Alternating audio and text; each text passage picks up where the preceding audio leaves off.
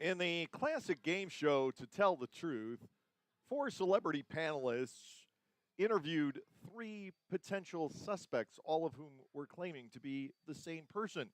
And in the case of the Lancaster Barnstormers here in 2022, we've already seen the three contestants interviewed. Contestant number one was what we saw in spring training, a team that looked pretty decent, looked like a playoff contender, but seemed to have a hole or two in some various places that would need to be patched up along the way. Contestant number two was what we saw in the opening road trip. It basically looked like the 62 Mets, the Barnstormers going 1-6 and being outscored by a tremendous amount. Contestant number three was the 27 Yankees, the Barnstormers team we saw in the opening series at home, outscoring the York Revolution 40-16 and looking absolutely unbeatable. Well, the panelists have cast their votes. They've had their say.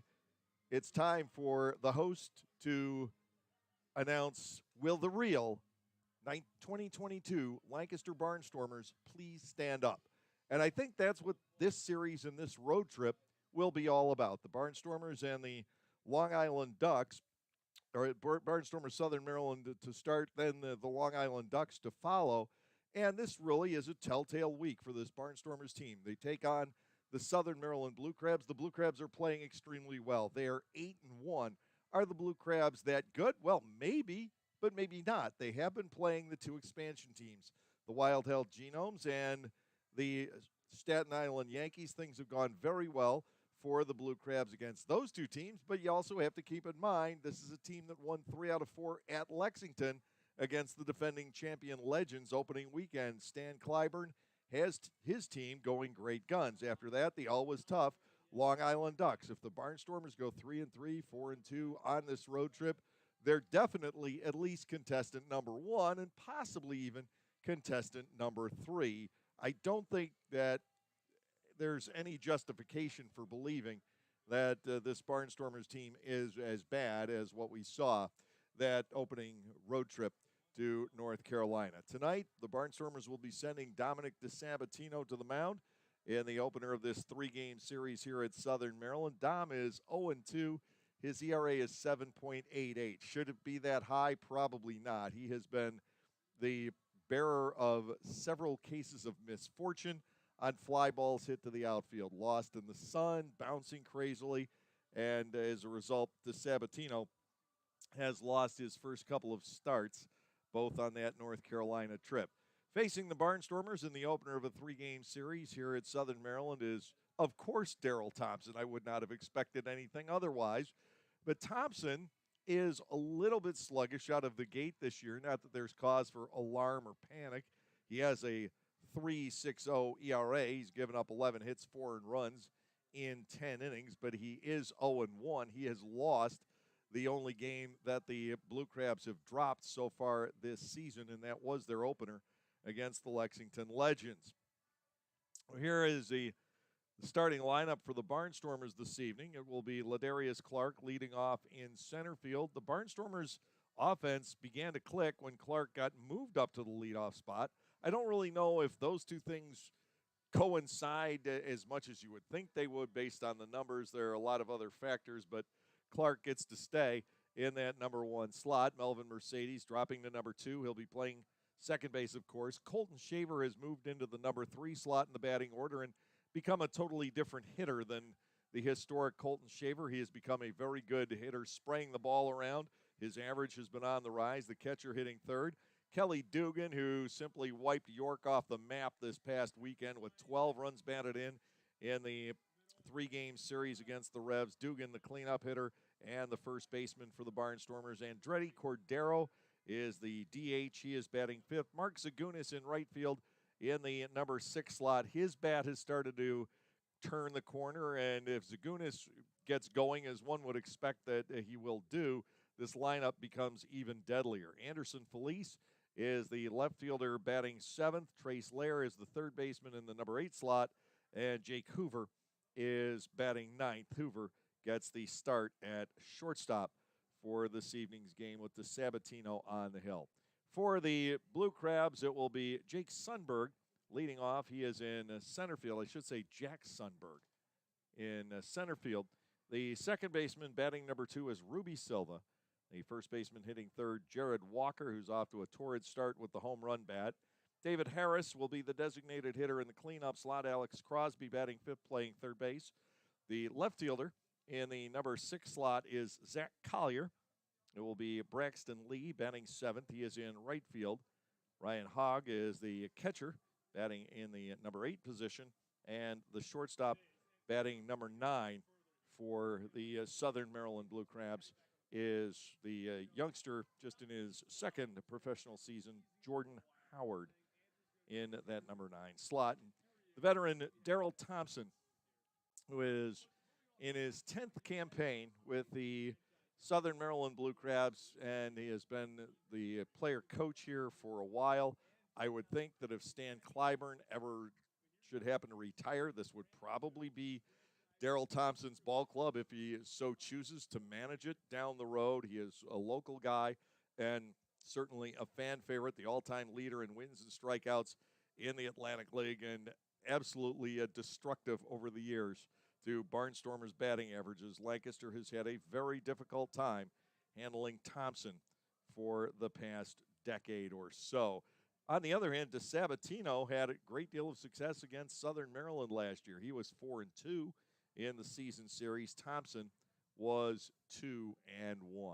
Brilliant sunshine has emerged here on the Southern Maryland Peninsula as we get ready to go for this 3-game series. It was a fairly gloomy day when we arrived down here at about 1:30 this afternoon. The sun had just started to peek through, but now crystal clear skies overhead. Temperatures never really broke much above 70 degrees down here today, but it has turned into a very lovely early evening as this 3-game series gets underway. There's some wind blowing in from left field, not a tremendous amount, but ordinarily in this ballpark it blows from the right field corner to the left field corner. We're not going to see that here tonight. Now we're going to send you down to the field. Here are our opening ceremonies. Junior ROTC with a presentation of today's colors. Yeah. I'll put them in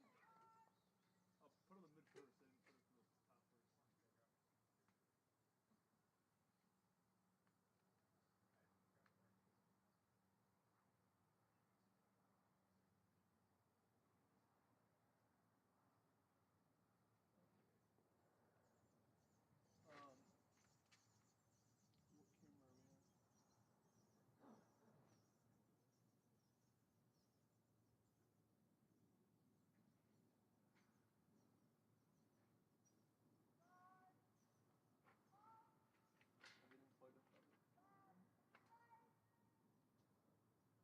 What camera are we on? Everything plugged in properly.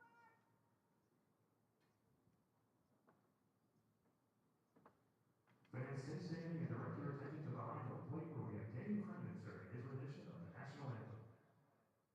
Oh, say, can you see by the dawn's early light what so proudly we hailed at the twilight's last gleaming, whose broad stripes and bright stars through the perilous fight o'er the ramparts we watched were so gallantly streaming, and the rocket's red glare, the bomb bursting in air, gave proof through the night that our flag was still there. Oh, say does that star-spangled banner yet wave o'er the land of the free and the home of the brave?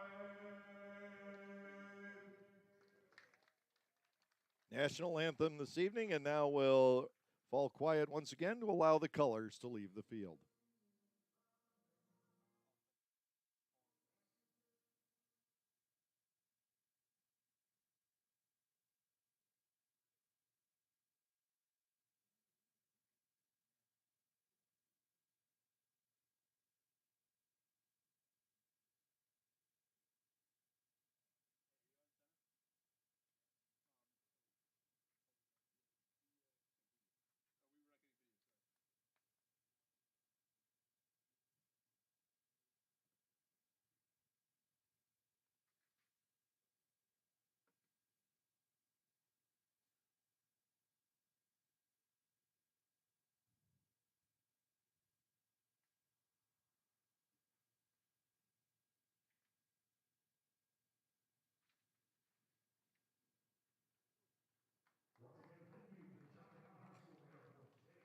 Barnstormers and the Southern Maryland Blue Crabs. Southern Maryland opening up play tonight with a 3-game lead in the Northern Division of the Atlantic League. The Barnstormers find themselves 4.5 back, but still very early in this first half. And Lancaster this week, with the 3 games here at Southern Maryland, the 3 games at Long Island, can seriously establish themselves as contenders in the Northern Division, because the Barnstormers will have played a very heavy road schedule the first 2.5 weeks of the campaign, and then they really are going to be kicking in the home schedule around Memorial Day, and a lot of games coming up at Clipper Magazine Stadium, where you'd like to think the Barnstormers can take advantage of the cozy ballpark, the cozy dimensions, and have a pretty good winning record, as we've already seen this past weekend for this ball club at home. Daryl Thompson making the start for the Southern Maryland Blue Crabs, and his name is noticed all over Regency Furniture Stadium. The entrance now is Daryl Thompson Drive. The Daryl Thompson signs up all over the inside of Regency Furniture Stadium. He has become legendary, the all-time leading winner and strikeout hurler in Atlantic League history. He is now 36 years of age, 6 feet tall, and 205 pounds, from nearby La Plata, Maryland. He did get to the major leagues a couple of different times with the Cincinnati Reds now many, many years ago. Backing him up defensively, Alex Crosby will start at third base. We saw him more often at first last year, but occasionally at third. Jordan Howard, who began the season last year with Gastonia before coming here, is there at shortstop. Ruby Silva, also well-traveled around the Atlantic League, but dangerous when he gets hot, is playing second base here tonight. Jared Walker off to a fine start with the bat. He is the first baseman. Zach Collier is out in left. We'll talk a little bit more about Zach later on. The center fielder is Jack Sundberg. Braxton Lee is in right, and Ryan Hogg is doing the catching. Ladarius Clark will lead off for the Barnstormers here tonight. Ladarius is batting .300 with a couple of home runs on the year, 6 runs driven in. He caught fire a little bit, as did just about everybody over the weekend against York. First pitch swinging. He hits a fly ball out to left. Chasing it back toward the corner is Collier. He's got room. Sounded like Ladarius' bat might have even cracked on that. So on the first pitch from Thompson, Clark is retired. Ladarius did hit a 3-run homer here off of Daryl Thompson a year ago, and likes to swing against Daryl. But I'll tell you what, if you're going to get to Daryl Thompson, you'd better beat him in the first 2 or 3 innings. It is the only way that you are going to get anywhere for the first 6 or 7. Otherwise, you have to count on your starter to match wits with him through the middle innings. First pitch is a called strike to Melvin Mercedes. It's 0-1. Now, keep in mind, the Barnstormers were brilliant in the first inning at home. But on the last road trip, they never had a man reach first base in the opening inning. Ground ball and a base hit into right field. So that trend will come to a halt here as Melvin Mercedes reaches on a 1-out single in the top half of the first inning, bringing on Colton Shaver, who has a 7-game hitting streak working coming into tonight. Shaver at .293 for the year with a home run and 6 runs batted in. And it's been really interesting watching Colton here during this streak, because 10 of his 11 hits have been singles. He is, during the stretch, 11 out of 29, hitting .379. Always known as being a big home run, big strikeout type hitter. He takes a fastball for a strike from Thompson here. It is 0-1. A fastball, at least as Daryl Thompson throws one these days. 84, 85 miles per hour for Thompson. The motion, and to Shaver, popped up foul and out of play down the first base side. 0-2, the count on Colton. During this 7-game hitting streak, he's cut down on the strikeouts. He had fanned 6 times in the first 3 games, just 5 here in the last 7. And I think that's a function of him being moved to the number 3 spot in the batting order, perhaps typecast previously as a 6-hitter, perhaps, swinging a foul ball back into the net. And with that comes that interest to air it out, to take those big swings. When you're number 3, part of your job as well is to get on base and perpetuate the innings after the first two guys maybe get on, and Shaver has made a pretty good adjustment. 2 strikes from Thompson. It's into the dirt, bouncing free from the catcher Hogg. Mercedes opts not to go, as Hogg got most of it off the chest protector and chased the loose ball up the first baseline. To Colton Shaver, the count is 1 ball and 2 strikes. Barnstormers right-handed hitting catcher. Kelly Dugan, the first baseman, so hot against the York Revolution over the weekend, waits on deck. Infield set, looking to turn 2 here. Mercedes leads off first. Thompson to the set, and a Shaver swing and a miss. He went after that one up and in. Thompson records the strikeout, just his 4th of the year. And with 2 outs, Dugan will come to the plate. 333 now for Kelly with 3 homers and 13 runs batted in. He cleared the 100 RBI mark in his 112th Barnstormer game on Sunday. I didn't quite get the time. It's going to take me a little digging back at home, going through old scorebooks as he now turns on one and drives a foul down the right field line, a little ahead of it. Still well hit by Dugan, who has 8 extra base hits in 8 games played already this year, ranking among the league leaders in slugging percentage. But I did go back through the year-by-year stats, and there are a couple of people who might have done it faster than Kelly has, and I haven't been able to double-check. Here is the pitch, and Dugan will take a strike at the knees. It's 0-2, and Daryl Thompson is being Daryl Thompson, just crafty here in the first inning. The guy knows how to pitch. He is a true throwback to days gone by. To Dugan. That ball is stung foul also, as Kelly once again is out slightly in front. 2 strikes continuing with Mercedes at first and 2 outs in the opening inning. What a weekend it was against the York Revolution. 40 runs crossing the plate for the Barnstormers. But anyway, Travis Denker and Jeremy Todd are 2 people who might have gotten to 100 Barnstormers runs batted in faster than Kelly has. And that is bounded foul also. We will stay at 0-2. Of the 2, I think the better chance lies with Todd, who came in during the 2005 season, as you may recall, traded for Norm Hutchins, but from Newark. 0-2 once again, had 2 big half seasons for the Barnstormers. Popped up foul territory, spurting back toward the screen is Hogg. He will run out of room. Dugan stays alive with 2 strikes in the count. He hit .319 with 4 homers against Southern Maryland in that 24-game season series a year ago.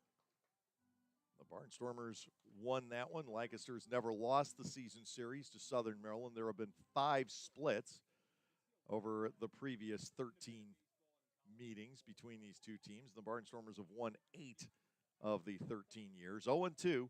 Thompson to the plate, and Dugan swings. It's a high fly ball toward the right field corner. Back on this Braxton Lee, and that's gone at the clip, but not here. A fly ball deep into the long right field corner here at Southern Maryland. It's 20 to 25 feet deeper than it is at home at Clipper Magazine Stadium. A towering fly ball ends the inning. No runs on a hit with no errors, and 1 man left on base. Dugan got underneath that just a little bit too much. At the end of 1/2 inning, the scoreboard reads the Lancaster Barnstormers nothing, and the Southern Maryland Blue Crabs coming up. Hi everyone, Adam Gockenauer from Gockenauer Appliances, and I'm excited to tell you about a new addition to the Gockenauers family this summer season. We are now selling Titus Gas Grills. Titus Gas Grills gives you a high quality, all stainless steel grill at an affordable price, and the best thing is you can assemble it yourself in just 5 minutes. That's right, 5 minutes. Stop by to see this great grill now and mention this ad to receive a free gas grill cover with your Titus Grill purchase. Gockenauers in East Petersburg.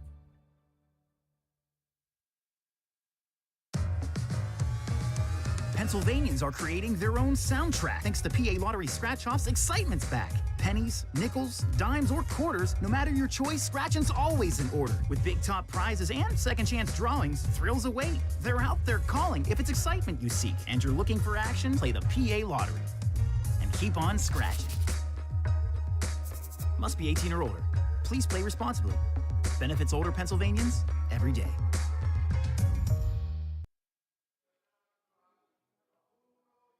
Well, Dominic DeSabatino has his work cut out for him here tonight. And I say that not so much to amplify how well that Southern Maryland has been hitting a baseball, and they have been 9.3 runs a game over the first 9 games of the year. They've won the last 8. But I say that because Daryl Thompson is on the other side, and you just can't give up much, especially not early with Thompson pitching. He got through the first inning scoreless. The Barnstormers just got underneath 2 fly balls. Clark and Dugan, a little too much air underneath, both flying out to the respective corners here at Regency Furniture Stadium. Dugan's hit a little bit better than Clark's, both coming up 10 to 15 short of the wall. Here is Jack Sundberg, the center fielder, stepping in, batting at .333 with a run batted in. DeSabatino misses outside. It is ball 1. Sundberg is a guy who can really run the bases, so the Barnstormers have to be very careful here. They've got to pitch him aggressively and try to do anything but walk him. Fastball is good. It is 1-1. Third start for DeSabatino. Dominic has given up 8 hits in 8 innings, 7 earned runs. He has walked 4, and he has struck out a total of 6. In his last start, the victim of the inside the park home run, fastball for a strike. It is 1 ball and 2 strikes. The count on Sundberg with Ruby Silva, the second baseman, waiting on deck. DeSabatino, slender right-hander, 6'4", goes a little over 200. He'll bring it home and tails it down and away. Sundberg batting it 2 balls and 1 strike, the count. Third baseman for the Barnstormers tonight is Trace Lair. Jake Hoover at short. Melvin Mercedes with the start at second. Kelly Dugan is at first. And the delivery, Sky down the left field line, turning leftward and out of play. Sundberg continuing to face DeSabatino at 2-2. Anderson Felice is in left with Ladarius Clark in center and Mark Zagunis in right. Colton Shaver does the catching here tonight. The motion, 2-2 pitch, and again, it tails down and away. Now you've got Sundberg, who is batting at 3 balls and 2 strikes at this juncture. Jack Sundberg is, to this point, 8 out of 24 on the season. He will take strike 3 on the inside corner, says Jim Clayton. DeSabatino with a 7-pitch strikeout to start off his action tonight. And that will bring on Ruby Silva. Now, the Barnstormers saw a lot of Ruby last year. He batted 95 times against Lancaster with 32 hits, 14 runs batted in. And not a bad start to this season either for the native of Cuba. He plays both second base and the outfield. .342 with a homer. He's driven in 14. DeSabatino delivers. There's a swing and a miss. And it is 0-1. The Wild Health Genomes and the Staten Island Ferry Hawks, the last 2 combatants against Southern Maryland, and they both have some really good frontline players, but perhaps the depth isn't there. Southern Maryland able to pull away in 2 or 3 of those games, more so against Wild Health than against Staten Island. Staten Island put up a pretty good fight in here. And the next offering, swinging a foul out of play to the left against Ruby Silva. Jared Walker, the first baseman, waiting on deck. He, too, will bat from the left side of the plate. Southern Maryland might actually have more left-handed batters than the Barnstormers at this stage, which is really strange. High pop fly on the left side. Anderson Felice charging over toward the line. Felice almost overran it there to make the catch, ultimately going down to a knee. Silva's retired. 2 outs, and Jared Walker, the first baseman, will step in. DeSabatino had to be watching that fly ball, and it looked like Felice got started maybe a step late on it as it twisted toward the left field foul line. And I have to imagine Dom, who could do absolutely nothing about it defensively, was thinking, oh, no, not again, because he had so many unfortunate happenstances against him in that game against High Point. 2 outs, and here is Jared Walker hitting .293, but he does have 5 homers, tied for the league lead.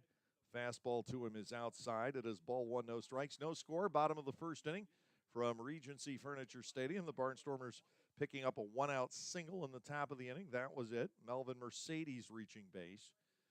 Now the delivery to Walker to the inside corner. It is 1 ball and 1 strike. How did Jared Walker end up here at Southern Maryland? Well, just maybe it had something to do with the fact that he went to the same high school as now veteran Southern Maryland reliever Dalton Geeky.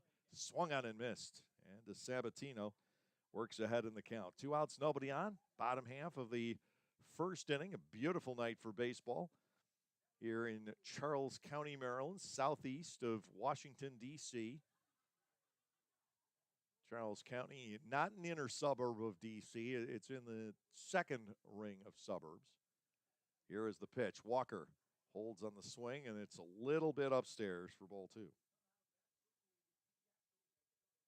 3:10 down the left field line here, and 3:25 to the right field corners. That's Clipper Magazine Stadium, by and large, flipped around. That's inside, and DeSabatino has run out the string against Walker. Sundberg caught looking at strike 3 leading off. Silva flies out to short left along the line. 3-2 to the left-handed batting first baseman. DeSabatino into his windup. He'll kick, he'll fire, and he will miss inside, giving up the 2-out free pass and allowing David Harris a shot in this bottom half of the first inning. Harris will check in, batting .314. He has 3 home runs. He has driven in 10. DeSabatino will have to battle back from the base on balls. To look at the Barnstormers season, maybe you don't have to look any deeper than the walks. The Barnstormers drew just 13 on the opening road trip, while at the same time, Lancaster's pitching gave up 40. In the series against York, the Barnstormers staff gave up 12, and they drew 19. Walks are a big part of the game. High and inside, ball 1. We watched the movie Moneyball on the way down here today, so that, of course, was all about drawing the base on balls, getting on base, and not giving up outs cheaply. Ball is high, 2-0. Jim Clayton has the play tonight. Tim Detweiler is the first base umpire. Bill Worthington over at third. They'll rotate through for this series. We have a day game on Thursday at 11:05, so pencil that in. Ground ball toward the middle. Mercedes playing that way, has the long throw to make the first. It's low, but Dugan handles it, and Melvin Mercedes comes up with another fine defensive play. He was cheated toward the middle. He went to the other side of second base to handle that ground ball. And DeSabatino is through the first inning. No runs, no hits, no errors. 1 man left on. We're through 1. Here in Waldorf, there is no score. It's no longer about answering the most emails or pulling the most all-nighters. It's about prioritizing what's most important. Hey, Lexus, give me directions to Eagles Peak Hiking Trail. Calculating route. That's why the Lexus NX has an interface engineered to understand you and an available 14-inch touchscreen that's simpler and more intuitive. The Lexus NX. See Bobby Rahal Lexus in Mechanicsburg or Lancaster County. Availability and accuracy of navigation system depends on many factors. Data charges may apply. There is a weekend in July where the baseball world revolves around a village in upstate New York. Baseball Hall of Fame Induction Weekend in Cooperstown is an unforgettable experience full of family-friendly activities and priceless moments. Make your plans today for July 22nd through 25th for the induction of Bud Fowler, Gil Hodges, Jim Cott, Minnie Minoso, Tony Oliva, Buck O'Neill, and David Ortiz as the class of 2022. Visit baseballhall.org today for the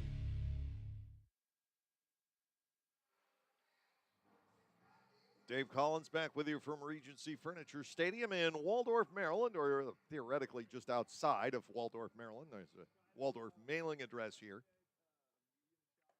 in Charles County, which is located in between the Potomac River and the Patuxent River, which kind of splits this peninsula to begin with. In ways, there are two peninsulas here, and then you go over to Calvert and St. Mary's County, and eventually reach Chesapeake Bay over on the other side. Andretti Cordero will lead off the second inning against Daryl Thompson. Cordero, newcomer to the Atlantic League this year, and off to a fine start. 300 hitter with a couple of home runs, both in the same contest. He has knocked in 8. Right-handed batter all the way. Daryl Thompson into his motion. And a Cordero swung on a nail down toward the Southern Maryland bullpen. It clears the relievers down there and hits the first couple of rows of seats. Cordero, another guy who's got some very impressive power from the right side of the plate on this Barnstormers club. 0-1, outside and low, a ball and a strike. Already we have seen Daryl Thompson's game. It's all about the hitters being out of time. There have been some balls hit hard, but they've all been foul. That one will join them. Driven down toward the actual bullpen and not the bench. Cordero, though, trailing in the count, 1 ball and 2 strikes. We saw a very similar at bat closing out the top half of the first inning from Kelly Dugan. He was hitting some pitches very hard, but they were mistimed. He was out in front. 1-2, the motion, and a Cordero breaking ball, swung on and missed. So welcome to Daryl Thompson's world. It's what he does is he'll just have the hitters off balance enough, and then he'll throw that slow curveball. They're tantalized by it, and he gets a lot of strikeouts that way. He wins a lot of ball games. So Cordero has some great swings in, hits 2 balls hard, just like Dugan did, but eventually ends up being retired. Now to Mark Zagunis. The fastball is upstairs to the former Cub. It is ball 1 and no strikes to Mark. He's 4 for 23. He's battled a couple of nagging injuries in the early going, nothing severe. And a strike at the knees. It is 1-1, primarily because of being hit by a pitch on that North Carolina road trip. And he was never quite the same after that for a few days. Strike 2 onto the inside corner. 1 ball, 2 strikes from Thompson to Zagunis, with Anderson Felice, the left fielder, waiting on deck. 1 out. Zagunis trails in the count. Here is the windup. And Thompson to Mark Zagunis. It is outside for ball 2, 2-2. But again, in the neighborhood, constantly making the hitters think what's coming next. They're never locked in against Thompson, and the longer the game goes, the less locked in they are. Here is the 2-2 pitch. Zagunis swings, hits a fly ball toward the left field corner, giving chase is Collier. That one will fall in, and then it will bounce past Collier, making a sideways turn and headed into foul territory into the corner. Zagunis will park at second with a 1-out double. So the Barnstormers have their second hit of the ball game tonight. Both have come with 1 out in an inning. And Anderson Felice, the left fielder for the Barnstormers, will come to the plate. This is almost a review of the 2015 Freedom Division Championship Series. You've got Daryl Thompson through the shutout in Game 1. Anderson Felice was on the Barnstormers, as was the Southern Maryland left fielder currently, Zach Collier. It's intriguing that we have not just these 3, but Marcus Walden down at Gastonia as well. 4 guys who participated in that series 7 years ago, all in the Atlantic League currently. A strike taken on the outer third of the plate. It is 0-1 on Felice, trying to pick up Mark Zagunis from second base. Thompson will come to the set, and to Felice. That ball is swung at, wrapped on 1 hop to the second baseman, Silva. An easy out at first is Felice. Zagunis motoring ahead to third, and now it's up to the left-handed batting Trace Lair to get the Barnstormers on the board here in the second inning. It looks like the Barnstormers are swinging the bats really well against Daryl Thompson, and you could say that they are here the first couple of innings, but you'll notice no runs on the board. He doesn't walk many people, although amazingly he's walked 4 in his first 10 innings this year. 2 outs with the runner Zagunis at third. The pitch to Lair is a strike at the top of the zone. It is 0-1. Thompson just a master of the art of pitching. The Barnstormers have swung the bats pretty well. 2 hits, some loud foul balls. And now Lair trying to get a man across. The 0-1 swung on and hit high down the right field line. That will twist foul and out of play. Again, hit pretty well. Again, a Barnstormer out in front. We've seen 5 of those now over the first couple of innings against Thompson. Dugan crushed a couple foul. Cordero hit a couple of scorchers foul. Now Lair and the 0-2 pitch hit a foul in the other direction. Still 2 strikes to the Barnstormers' third baseman with just 1 RBI in the air, hitting 188 at game time tonight. Very fine glove belonging to Lair at 3 different positions. Here's the offering, swung on and missed. Took a little off of that. Lair goes down on strikes. Thompson fans his third. The Barnstormers leave a man in scoring position. No runs on a hit with no errors. 1 man left on base. We're through 1 1/2. The Barnstormers and the Blue Crabs remain scoreless. Localflavor.com, local flavor. Localflavor.com, local flavor. Excuse me, are you saying localflavor.com? Oh, yeah, it's where I save big bucks on all kinds of things. Home improvement projects, dining out, family fun, electronics, jewelry, clothing. I even bought my wife a fancy spa package for half price. Half price? Yep, you know all the deals you find in Clipper Magazine. I love Clipper Magazine. Well, they're all on localflavor.com too. And you can get them right on your phone thanks to localflavor.com's mobile app. Here, take a look. Well, this app is amazing. Look at all these restaurants, amusement parks, car washes, fitness centers. This is worth sharing about. Exactly. Localflavor.com online, the Local Flavor mobile app, and Clipper Magazine together. It's like a triple play. Do the cheer again. I'm in. Localflavor.com, local flavor. Come on, everybody! Localflavor.com, local flavor. Localflavor.com, local flavor.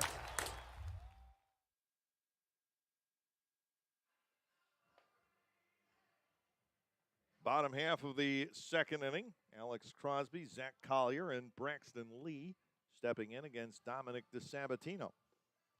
2015, the second half, the last time the Barnstormers have won a half of a season in whatever division, call it the Freedom Division or now the North.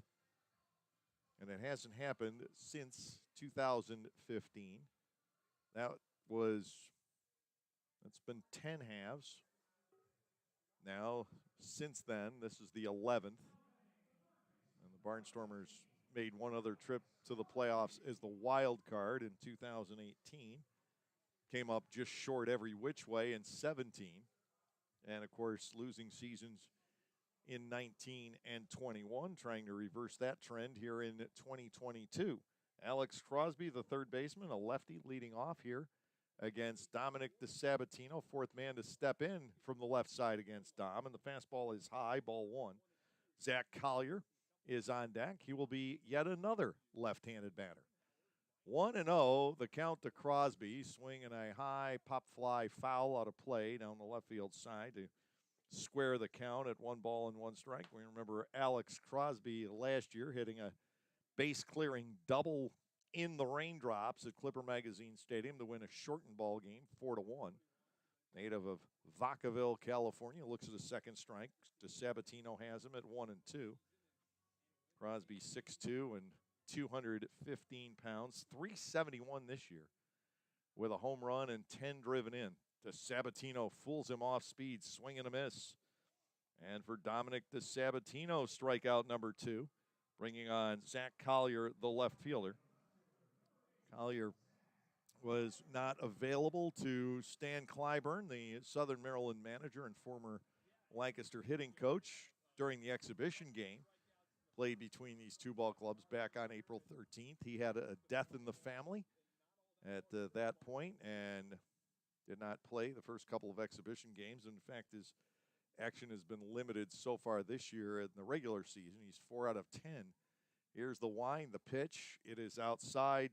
Maybe it wasn't a death. That may be overstating it, but certainly some kind of incident in his family.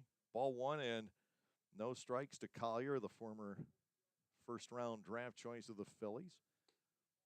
It is amazing that over time, the Barnstormers have had 3 center fielders who had all been first-round picks for Philadelphia: Reggie Taylor, Zach Collier, and Greg Golson over the years. 2-0 to Collier. Braxton Lee waits on deck. DeSabatino fires. There is a strike at the knees. And it is 2-1. We'll keep an eye on the strikeouts. Sometimes hitters have a little bit harder of a time picking up the ball here at Southern Maryland. Sight lines, the glare a little bit difficult. Ball 3 is up.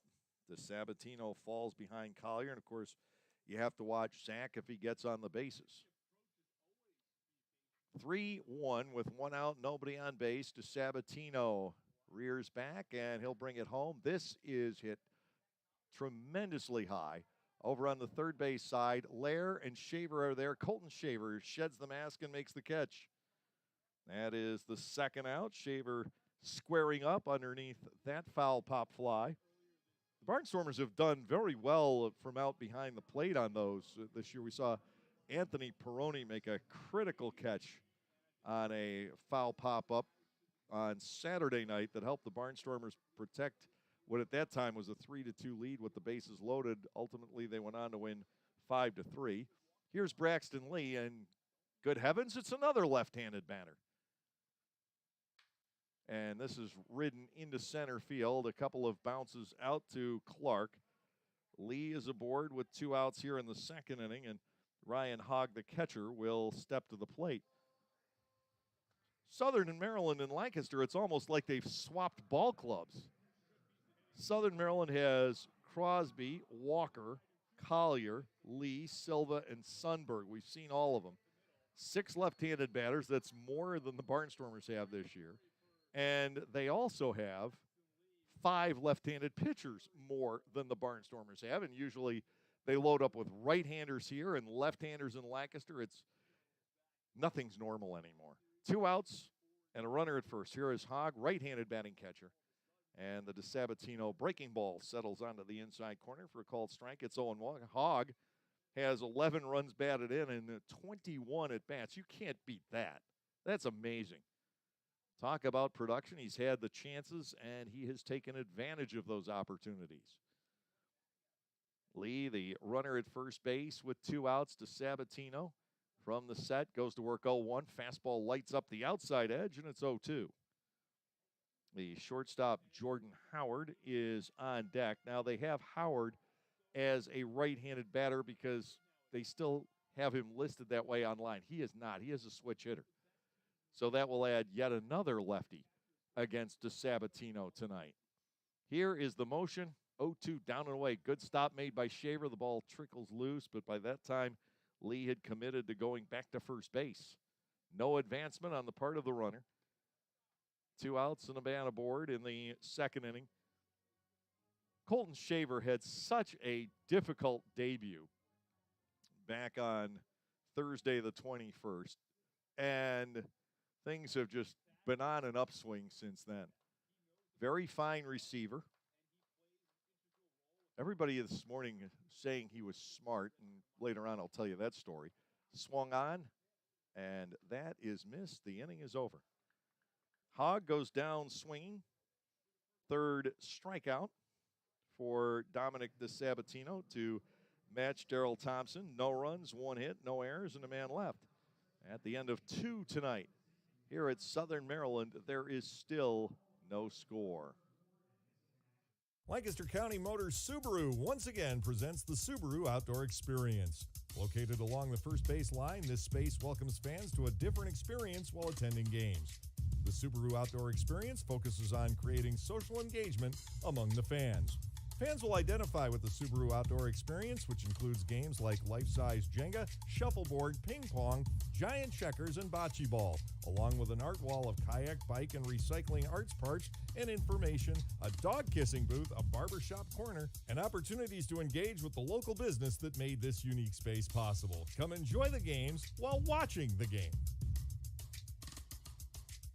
I wanna rock Rock with the 5-time Tony Award-nominated musical Rock of Ages at Dutch Apple Dinner Theater, April 22nd through May 14th. When a development company plans to turn the Sunset Strip into another strip mall, it's up to a group of wannabe rockers to save the day and the music. With music from Styx, Bon Jovi, Poison, and more, Rock of Ages features all your favorite 80s rock anthems and power ballads. How can you resist? Call 717-898-1900 or visit DutchApple.com to reserve your tickets today.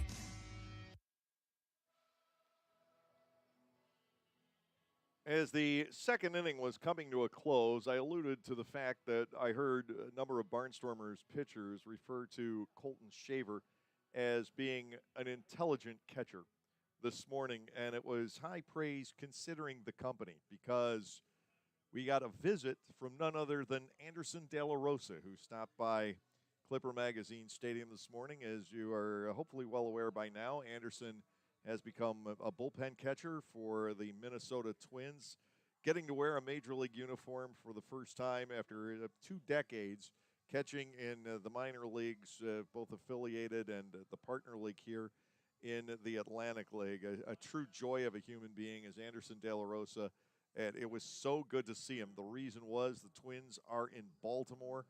They had an off day yesterday. Anderson came home to spend about a day and a half or so with his family after traveling in and headed to Baltimore for the series opener tonight. Jake Hoover, the shortstop, will lead off for the Barnstormers here in the third. Jake has 3 hits, all in one game. The wind from Thompson. The pitch floats back over the plate for a called strike. It is 0-1. Thompson's starting even more to get the feel. Tremendous movement on that pitch. Darted back over the plate. Here is the hesitation, the wind-up, the 0-1.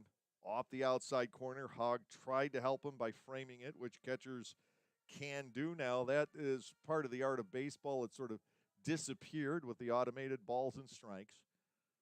1-1 to Hoover with Clark and Mercedes to follow.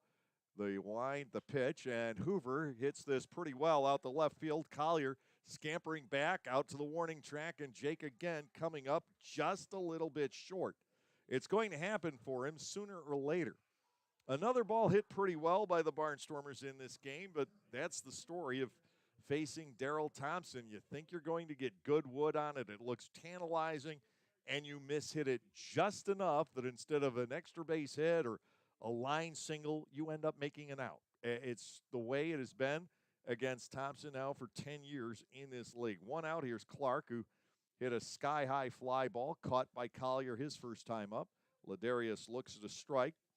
With first time up, he went after the first pitch, and sometimes you need to do that against Daryl Thompson and hope it's one you can manage, because the deeper you get into the count, the more he can weave his magic against you. High pop up this time to right field, a little deeper than I thought off the bat. Braxton Lee is there. Fourth put out for the outfielders. Only 5 pitches thrown this inning to get 2 outs. And the batter will be Mercedes. Melvin with a ground ball single into right field back in the first inning. One of just 2 ground balls hit so far against Daryl Thompson. DeSabatino's been able to match him so far, much to Dominic's credit. It's not always easy to do, but he has historically pitched pretty well against Southern Maryland. To Melvin, it is low for a ball, 1-0, as is Augie Silk.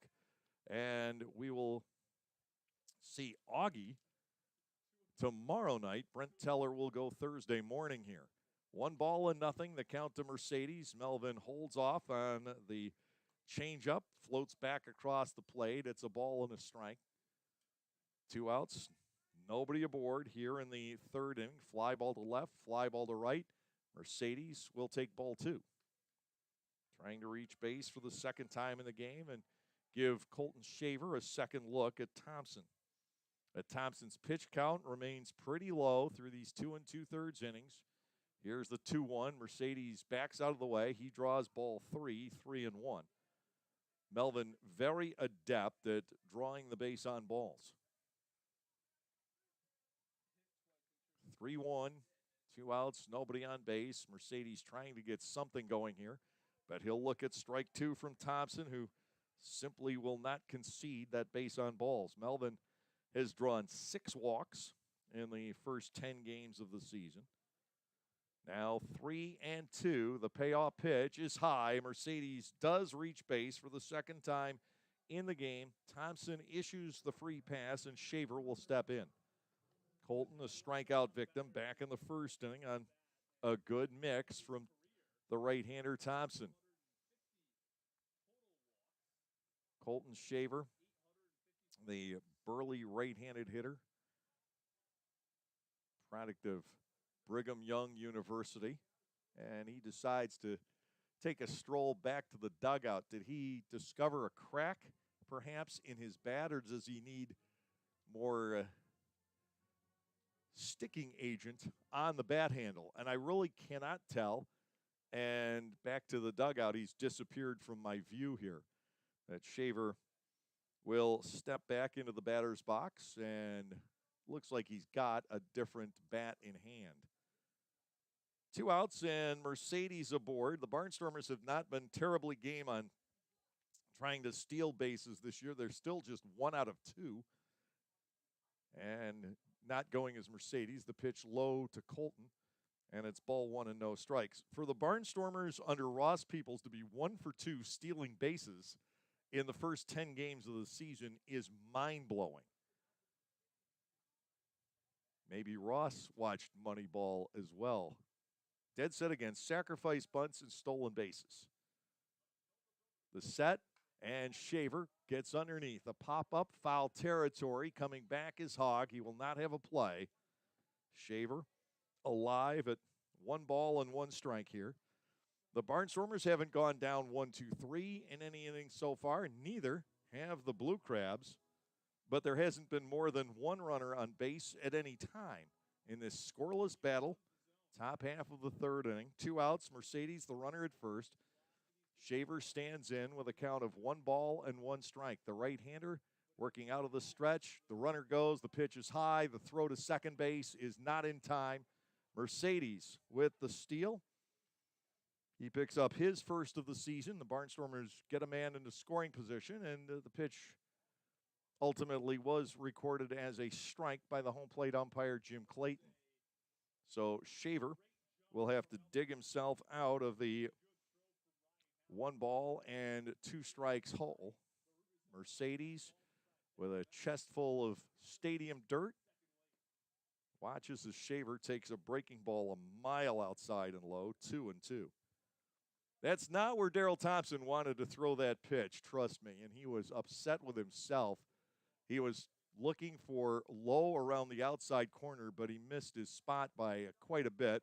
It wasn't close enough to be remotely tempting for Shaver, who gets another look at 2 balls and 2 strikes. Thompson to the set, and a Colton breaking ball. This is high. It fills out the count with Kelly Dugan waiting on deck. No score, 3rd inning. Barnstormers opening a 3-game set against the Blue Crabs. The Barnstormers don't need to sweep this series. There's plenty of time to go, but they really could stand to take 2 out of 3 in this set. 3-2 in on the hands and fouled back straight behind home plate and clearing the stadium. Shaver continues to bat at 3-2. It's been a relatively long inning now for Thompson. It didn't start off that way. He retired Hoover and Clark on a total of 5 pitches, but Mercedes was up there for a while. Shaver's been up there for a while.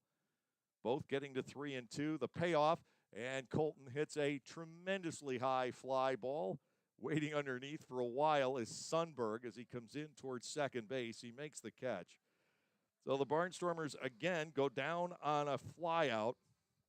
That is 5 putouts in 3 innings for the trio of outfielders for Southern Maryland. No runs, no hits, no errors, and 1 man stranded. We are through 2.5 and still scoreless here at Regency Furniture Stadium. Celebrate the history of our national pastime at the National Baseball Hall of Fame and Museum in Cooperstown. See priceless treasures that will bring your baseball memories to life. Connect with events that have shaped and changed the game and our country. Our stories to tell, your memories to share.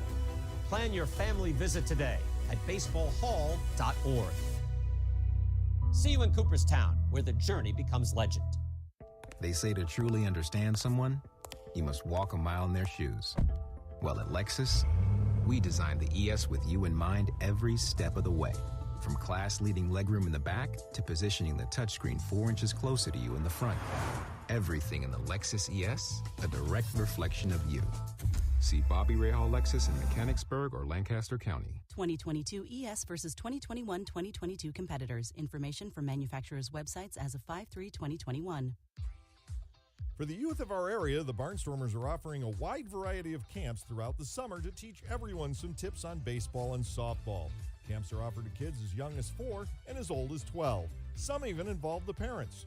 They run from June 11th all the way through September 17. For more information, go to LancasterBarnstormers.com and click on the Youth Baseball tab. All presented by Orthopedic Associates of Lancaster and Play It Again Sports.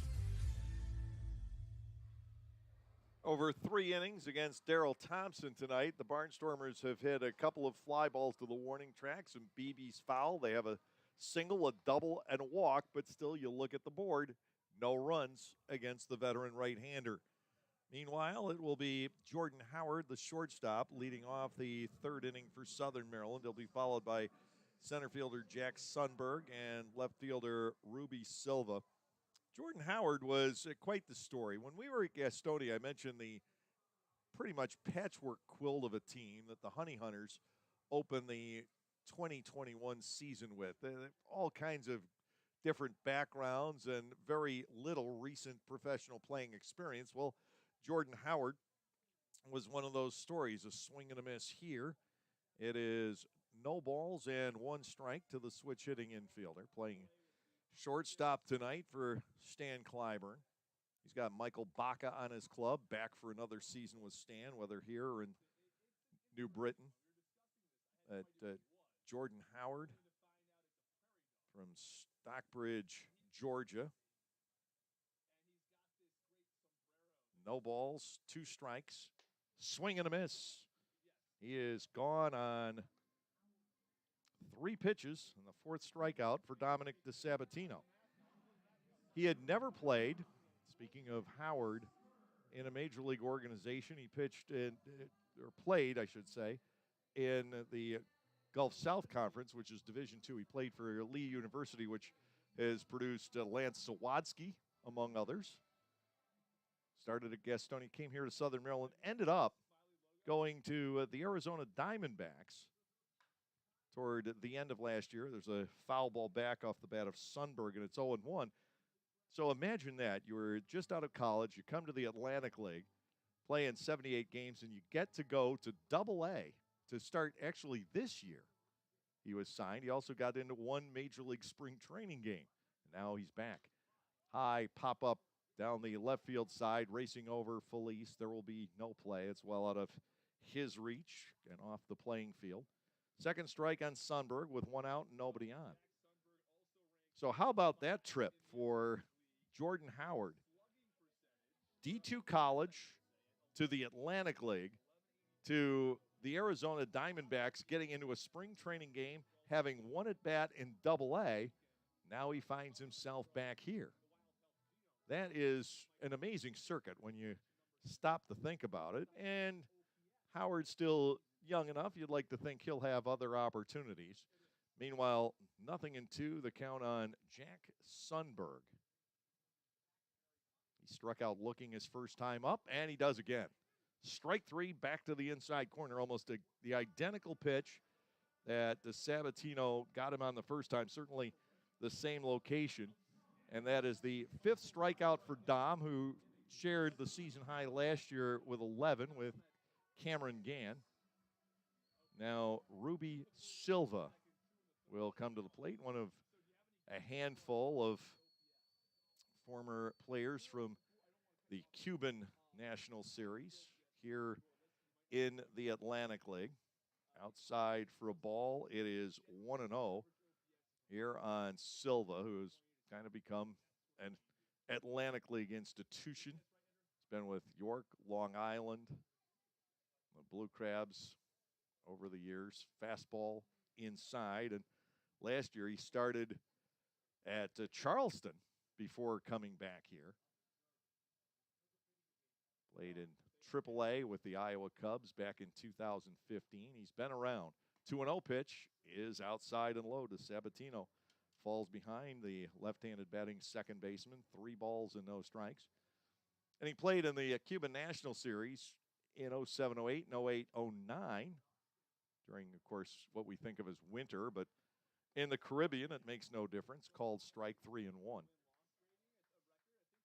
Maybe they have a little bit of variability to their weather in the Caribbean, summer to winter. Ball 4 is just low. Silva picks up the first walk issued by DeSabatino. Check that, the second. And now the man who drew the other, Jared Walker, will come to the plate. Ruby Silva is going to turn 33 in another month and a half.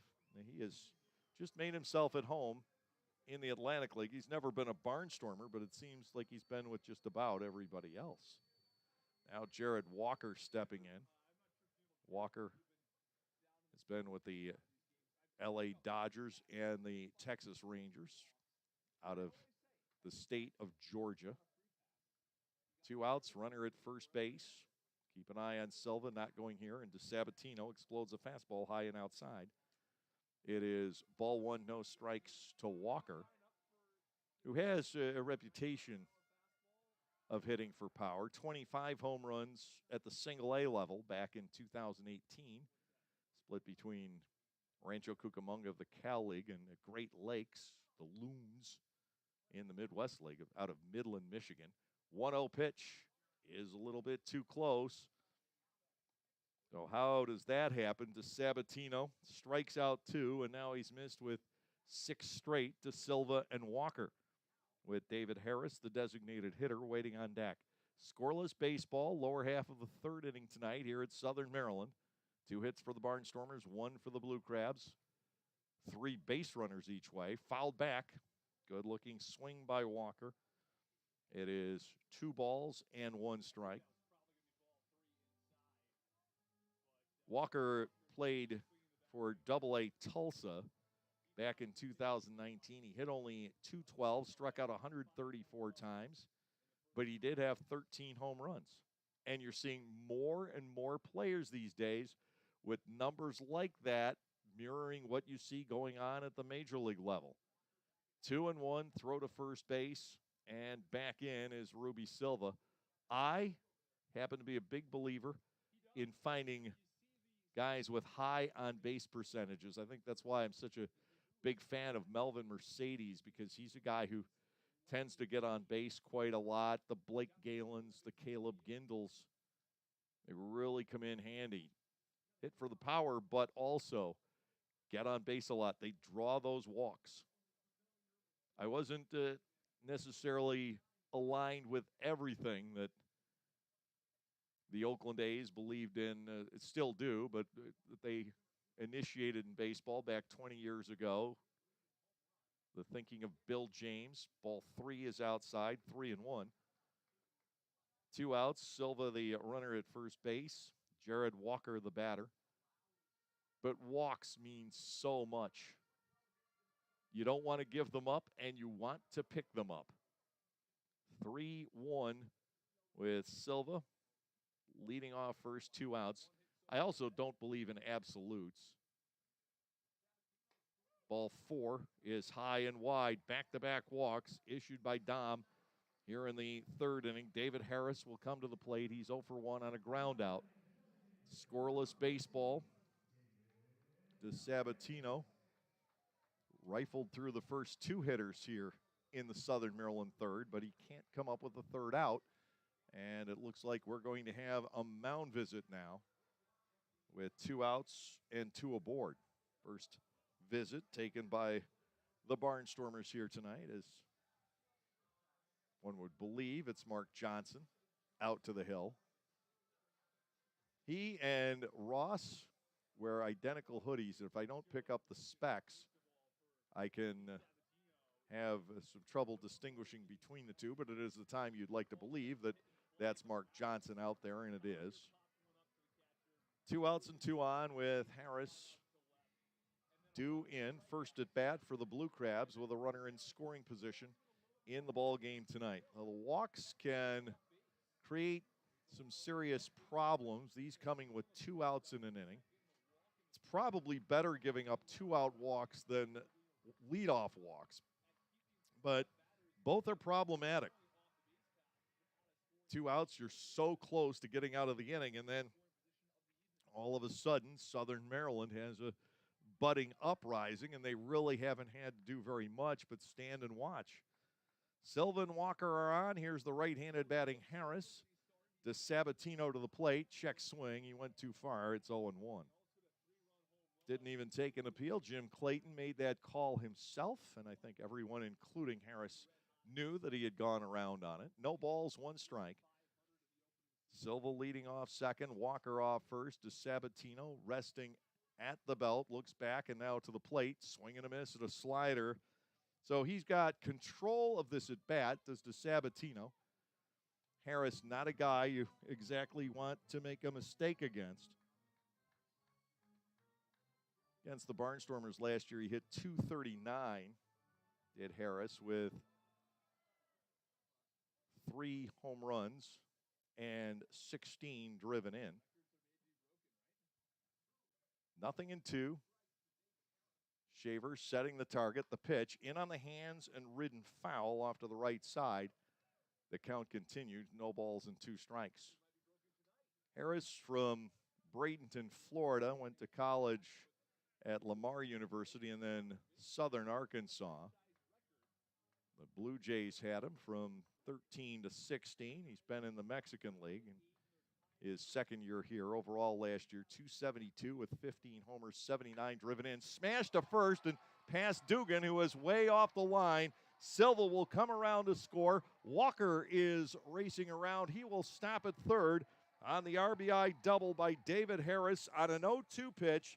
He's able to drill it inside the first base bag. And the Southern Maryland Blue Crabs take a 1-0 lead here in the bottom half of the third inning. Oh, those walks can be so painful. Dugan playing tremendously off the first base line, as you often do against a right-handed batter. Harris has a reputation of being a pull hitter, and the Barnstormers typically play him that way. But in this particular occasion, they get burned by the defensive alignment on a hard-hit double down the right field line. Walker stopping at third. Harris is at second. Here's Alex Crosby, who struck out his first time up. DeSabatino will deliver, and this ball is powdered toward the gap right center field. Getting back is Clark. The ball will hang up. Ladarius there for the catch in the final out of the inning. 1 run does score for Southern Maryland on 1 hit with no errors. 2 runners are left on base. A walk comes home to roost. And at the end of 3, Southern Maryland leading the Barnstormers by the score of 1-0.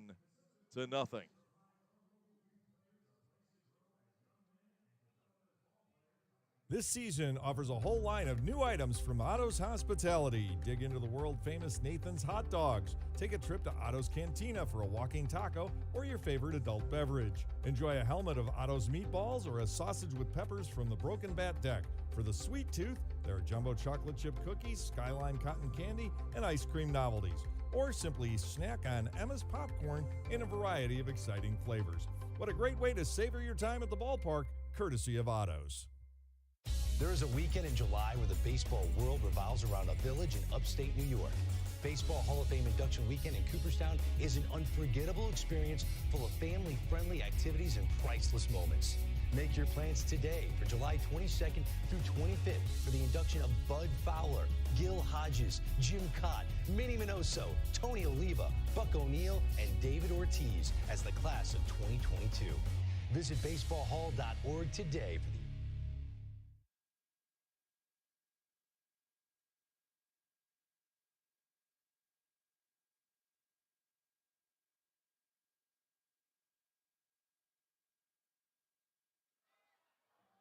Three innings logged here tonight, and Southern Maryland has taken a small lead. 1 run on 2 hits with no errors and 4 left for the Blue Crabs. The Barnstormers, no runs, 2 hits, no errors, and Lancaster has marooned 3 to this point in the ball game. 1-0. I say small lead, but sometimes when you're facing Daryl Thompson, 1-0 can seem to be quite the uphill climb once you get to the middle innings of a ball game. Kelly Dugan will lead off the fourth. Dugan still getting the good swings in. He ripped a couple of balls foul the first time up and then flied out just ahead of the warning track down the right field line for the last out in inning number 1.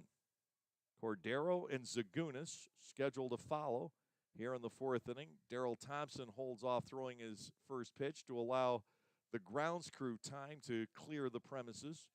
Down the left field line, they are out, and Thompson will work on Dugan. The first pitch, Kelly takes it slightly high for a ball. It is 1-0. Unofficially, I have Thompson for 47 pitches over his first 3 innings. Dugan scorches one out the right field. That's in for a base hit.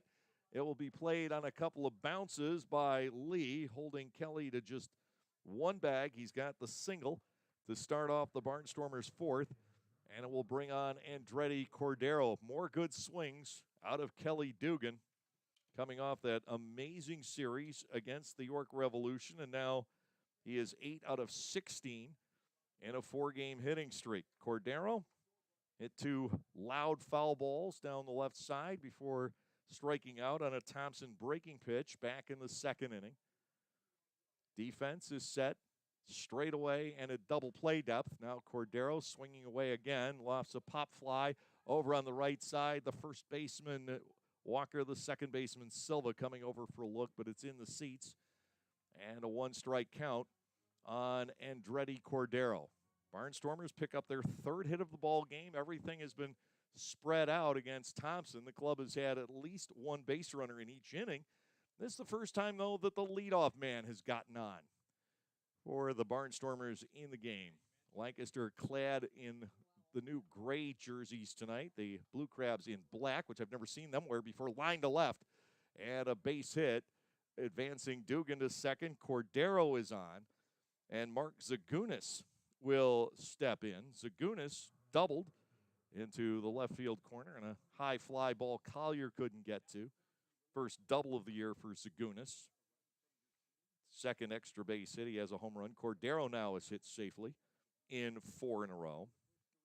Runners at first and second, nobody out. The Barnstormers have their chance here in the 4th inning, and they may need to capitalize on it here. Zagunis standing in. Anderson Felice waits on deck. Thompson to the set and to Zagunis. The first pitch is a tad low. He couldn't satisfy Jim Clayton with it, and it's ball 1, no strikes. Lancaster getting good swings in tonight. The club, by and large, having good at-bats. Now can they crack the scoreboard? 1-0. Zagunis with a swing and a miss, and the count levels at 1 ball and 1 strike. Thompson, who threw a shutout in Game 1 of that 2015 Division Series. And the Blue Crabs went on to win 3-1, losing in the finals. Here's a 1-1. Zagunis takes ball 2, and again, very close from Thompson. 2-1. Dugan and Cordero, the base runners, so the Barnstormers are not likely to try anything cute here. 2-1. The set, and Thompson to the plate. Zagunis swings through it. And now it is 2 balls and 2 strikes. This is a situation where you want to keep putting the pressure on Daryl Thompson, but he does have that way of fighting back off the ropes. You look just at the swings tonight. You don't look at the results. You look at the swings, the balls coming off the bat, and you think the Barnstormers have to have scored some runs against Thompson, but they haven't. 2 balls, 2 strikes. He'll set, he'll deliver, and that is cracked but foul down the left field line. He straightens that out. It's a run or 2. 1-0 Southern Maryland here in the top half of the 4th, and the Barnstormers continue to spray a significant number of loud foul balls around Regency Furniture Stadium. Dugan and Cordero have opened up the 4th inning with solid line drive singles. Mark Zagunis batting at 2 balls and 2 strikes. Thompson, again, his hands held out in front, deals a breaking ball. It is low and snapped up nicely by Hogg. Zagunis at a full count, 3-2. Again, I don't think the Barnstormers are really in a position here to try anything on the bases. Though you'd certainly be tempted to, and I couldn't fault them if they did start the runners here. 3 balls, 2 strikes. Zagunis will foul that back to the net. Well, the Barnstormers continue to push Thompson some here tonight. 2 runners on, nobody on base. Zagunis batting at 3-2. Obviously wanting to stay away from the ground ball right now. At the very least, the Barnstormers want to get Dugan to third on this at bat, but Zagunis would have ideas of seeing him come all the way around. Here's the payoff pitch, and Mark lines it to center field. That is down for a base hit.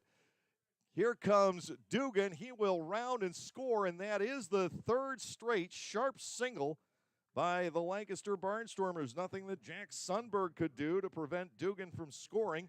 The Barnstormers have tied things up here in the 4th at 1 apiece. They still have runners at 1st and 2nd with nobody out, and the batter is the left fielder Anderson Felice, out on a sharp one hop ground ball, I should say, back in the 2nd inning, 4-3. Cordero at 2nd, Zagunis aboard at 1st, still nobody out here in the top half of the 4th inning. Thompson comes set, and Felice takes strike 1 down at the knees. Now, the Barnstormers have been able to reach the board. They have 5 hits now against Daryl Thompson here tonight in 3+ innings. No action in the Southern Maryland bullpen, nor would you expect there to be at this stage. 1 strike to Felice. The pitch swung at and hit high in the air out to right. Not deep enough to try and move the runner, though. Lee comes on for the catch, and having to stay put is Cordero at 2nd, with Trace Lair stepping in. Lair, a strikeout victim, back in inning number 2. The Barnstormers have matched the run that scored in the bottom half of the 3rd inning, still seeking to do more here in the top half of the 4th. Zagunis' bat has come to life. We saw him with the home run over the weekend. He connected against York on Saturday night, and that was a big home run in the late innings of that game. He did not play on Sunday, and now Zagunis 2 for 2 tonight. To Lair, there's that slow curveball and a strike on the inside corner, 0-1. Thompson trying to freeze the Barnstormers in their tracks here in the top of the 4th. Lair trying to add to an inning. 2 on with 1 out. Thompson working from the set. The next pitch to Trace is off the inside corner. It is ball 1 and strike 1. Thompson going 10 innings total over his first couple of starts on the year. And I don't know if he's certainly going to go beyond 6 innings here tonight. And that probably would be the limit for the 36-year-old right-hander. 1 ball and 1 strike, the count to Lair. There's a pickoff throw at second base back in as Andretti Cordero, as the tag is slapped on his back by Jordan Howard. 1-1 to Lair. 4th inning of baseball. The Barnstormers again in a game that hasn't gone along all that quickly. To Trace, breaking pitch, taken for a 2nd strike. It is 1-2. Does Thompson go back to that a 3rd time on this at-bat? That can be a risk. It's been effective for a couple of called strikes. Lair could be looking for it again. He might get something different. The runners take their leads 1-2, swinging a high drive down the right field line, but that is pulled foul and out of the reach of Braxton Lee. Again, a well-hit ball. The Barnstormers are not that off against Thompson, but they're off just enough for Thompson to be throwing a reasonably effective game here. Barnstormers getting some good licks in, though. 1-2, and Lair, ground ball right side, and it takes a wicked hop, getting away from the first baseman Walker, but Silva there to back up. He throws low, and somehow Thompson hangs on. The out goes 3-4-1. Some great hustle by Ruby Silva on the right side of the infield. Cordero moves to 3rd, Zagunis to 2nd. Well, Jake Hoover will step in, and we talked about Jake. He doesn't have many base hits, but everyone that he has had has come with runners in scoring position. He's knocked in 5 on the year, batting here with Cordero at third, Zagunis at second, 2 men out. Hoover fly to deep left field, back in the 3rd inning to get things started there. Daryl Thompson into the motion. Hoover will look at one of those big curveballs for a called strike. It is 0-1. Lancaster 1, Southern Maryland 1. It's been a great contest here through the first 3.5 innings. Lancaster looking for their number 9 hitter to pick up a couple of men in this top of the 4th. 0-1. Hoover lets it go. It is just outside. Again, Hogg trying to help out Thompson by framing the pitch. Jim Clayton would have none of the act. It is a ball and a strike, and it's not wrong to try and do that. Catchers have been doing that since almost time began. 1-1. Thompson to Hoover, and it's popped up on the right side. Looked like Thompson will be out of the inning. Silva taking charge out there, and in very shallow right field, he makes the play for the final out. The Barnstormers come back with 3 ringing base hits in a row, scoring once. They get 3 hits, no errors. They leave 2 in scoring position, though. We'll go to the bottom of the 4th. The Barnstormers and Southern Maryland embroiled in a 1-1 tie. Being over 55 does not mean a ticket, it means 10 with the Silver Stormers Club presented by the Lancaster Barnstormers and Audiology Associates of Lancaster. Anyone 55 and over can enjoy baseball action at every Tuesday home game for only $50 on the season. That is nearly a 70% savings. Members also receive a special Silver Stormers t-shirt to wear proudly at the stadium. For more information or to sign up, go to LancasterBarnstormers.com and look in the season tickets section.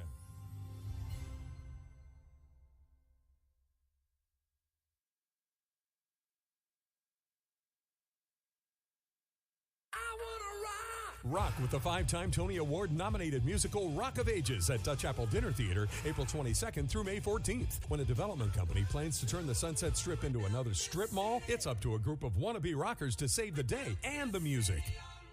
With music from Styx, Bon Jovi, Poison, and more, Rock of Ages features all your favorite 80s rock anthems and power ballads. How can you resist? Call 717-898-1900 or visit DutchApple.com to reserve your tickets today. The Atlantic League has seen an inordinate number of very high-scoring games for the first week and a half or so of this season, but not the case tonight. We're 1-1 here through 3.5 innings. High Point leads Long Island 3-1. That's in the top half of the 5th. Justin Nicolino making the start for the Rockers tonight. He was phenomenal for 6 innings against the Barnstormers last Wednesday, tossing shutout baseball with 8 Ks. Wild Health and Charleston are scoreless just in the top half of the 2nd inning. One has to wonder if they had some rain in Lexington. The Lexington Legends on the road at Staten Island leading 1-0 bottom 2. Gastonia and York scoreless through 2.5 innings. Dominic DeSabatino works inside and low to Zach Collier starting off the bottom of the 4th inning. Collier fouled out to catcher Colton Shaver in the lower half of the 2nd inning. Barnstormers fell behind on the Harris double in the 3rd and just caught back up on an RBI single by Mark Zagunis in the top half of this 4th inning. 1-0 to Collier, and DeSabatino sails that way outside all of a sudden, and it began last inning, but he has gotten out of rhythm. Lancaster's forced Thompson to throw 69 pitches, though, through the first 4 innings. That's more than normal. Swing and a miss. DeSabatino fighting back to get it to 2-1. And Dom tonight is currently in the upper 50s on his pitch count, starting off the bottom of the 4th inning. 2-1 the count to Collier. DeSabatino gets it by him, a swing and a miss. And it is 2 balls and 2 strikes on the California native from the man who grew up on the opposite coast, Dom DeSabatino, the Delaware native. Here's the 2-2 pitch. Collier with a fly ball out to right field. Zagunis Still coming in a bit. He is there. 1 out in the 4th inning. Right field is tough most of the time at Regency Furniture Stadium. It's the reverse of left field in Lancaster, but the wind tonight seems to be blowing just about straight in from right, making it even harder to get the ball to travel in that direction. 1 gone. Here's Braxton Lee, who banged a single up the middle back in the 2nd inning, one of the 2 hits off of DeSabatino through 3 1/3. Dom will bring it home. His fastball off the outside corner. It is ball 1 and no strikes.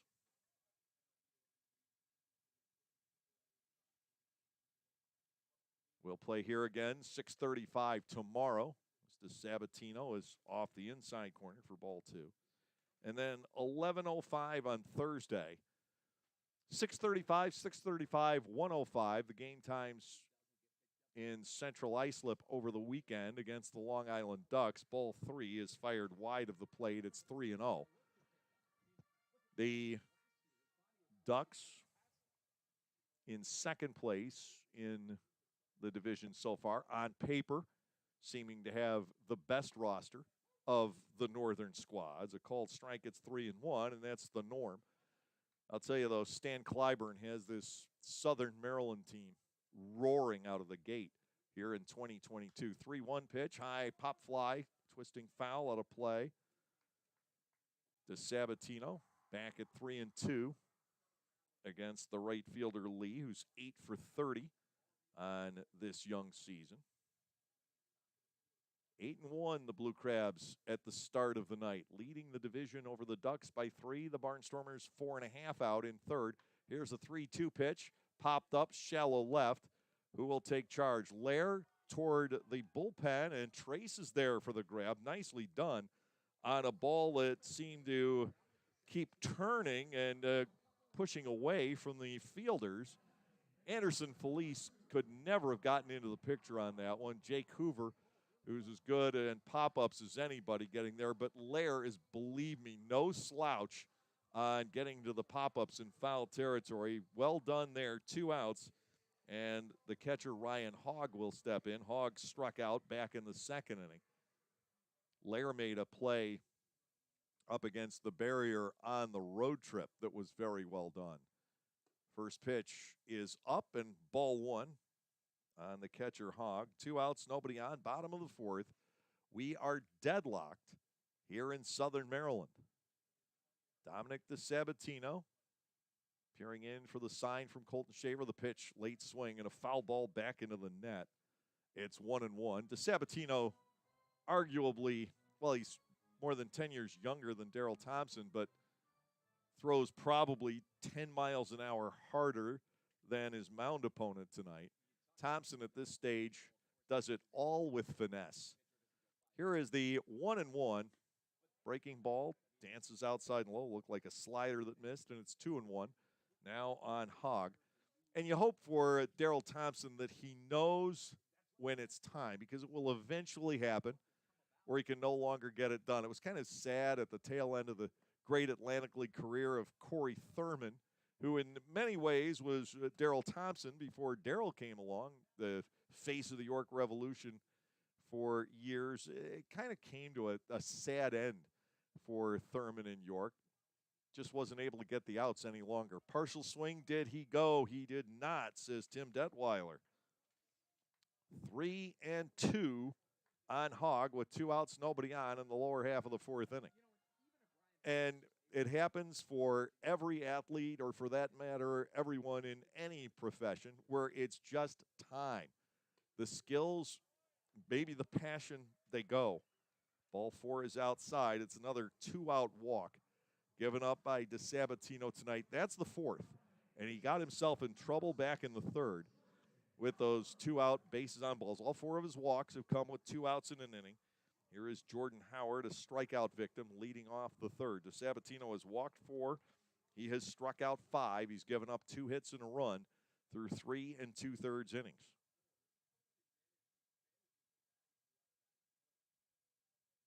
Hogg, the base runner. Don't take your eye off of him. He's stolen 2 already. Big swing and a miss by Howard. He goes down a strike. It is 0-1. Lancaster 1, Southern Maryland 1. Bottom half of inning number 4.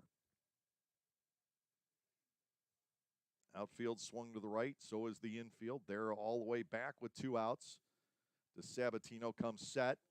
A check swing by Jordan Howard on a pitch off the inside corner. It is 1-1. Mentioned he came out of Lee University in Cleveland, Tennessee, which is the home of Ryan Castile and where Lance Sawadsky went to college. Also a Barnstormer, very short duration back in the late aughts. Ron Fenwick, a product of Lee. Ball 2 is high and outside, 2-1. I hear from Ron from time to time. Now living in the Dallas-Fort Worth area. 2 balls, 1 strike. The set by DeSabatino. He fires and catches the inside corner as Howard found himself leaning back out of the way. 2 balls, 2 strikes to the switch-hitting shortstop. Fenwick actually is from this neck of the woods. He grew up just to the north of the Waldorf area, Upper Marlboro, between here and Bowie. Ground ball, 1 hop right to Dugan. Kelly will take it to the bag, 3 unassisted to close out the inning. And DeSabatino continues to get the job done. No runs, no hits, no errors. 1 man left on base. The only issue really facing DeSabatino tonight has been the 2-out base on balls, but those have only come back to hurt him on 1 occasion. We go to the 5th inning at Regency Furniture Stadium. Barnstormers 1, Blue Crabs 1.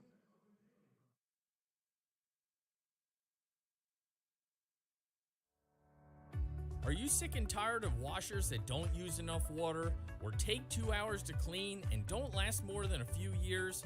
Well, come into Gockenauer's in East Petersburg now and let us show you the Speed Queen commercial grade laundry. Built the old-fashioned way with warranties up to 7 full years. Gockenauer's will deliver and install your new Speed Queen, and we know you'll be fully satisfied with your purchase. Gockenauer's in East Petersburg, your hometown dealer for 73 years.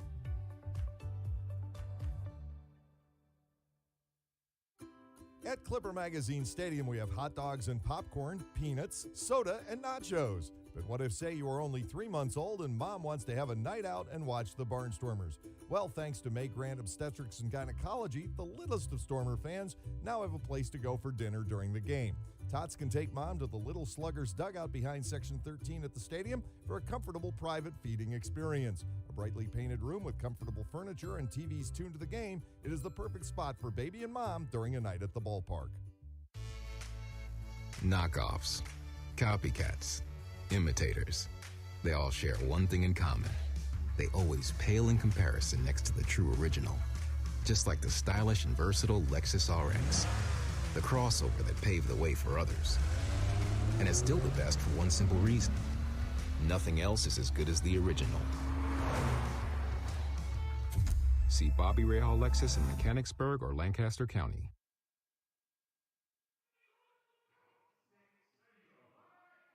Checking the Major League scoreboard, a final from this afternoon, a day game played as the first game of doubleheader, and the New York Mets slipped past the Atlanta Braves 5-4 in Game 1 at Citi Field.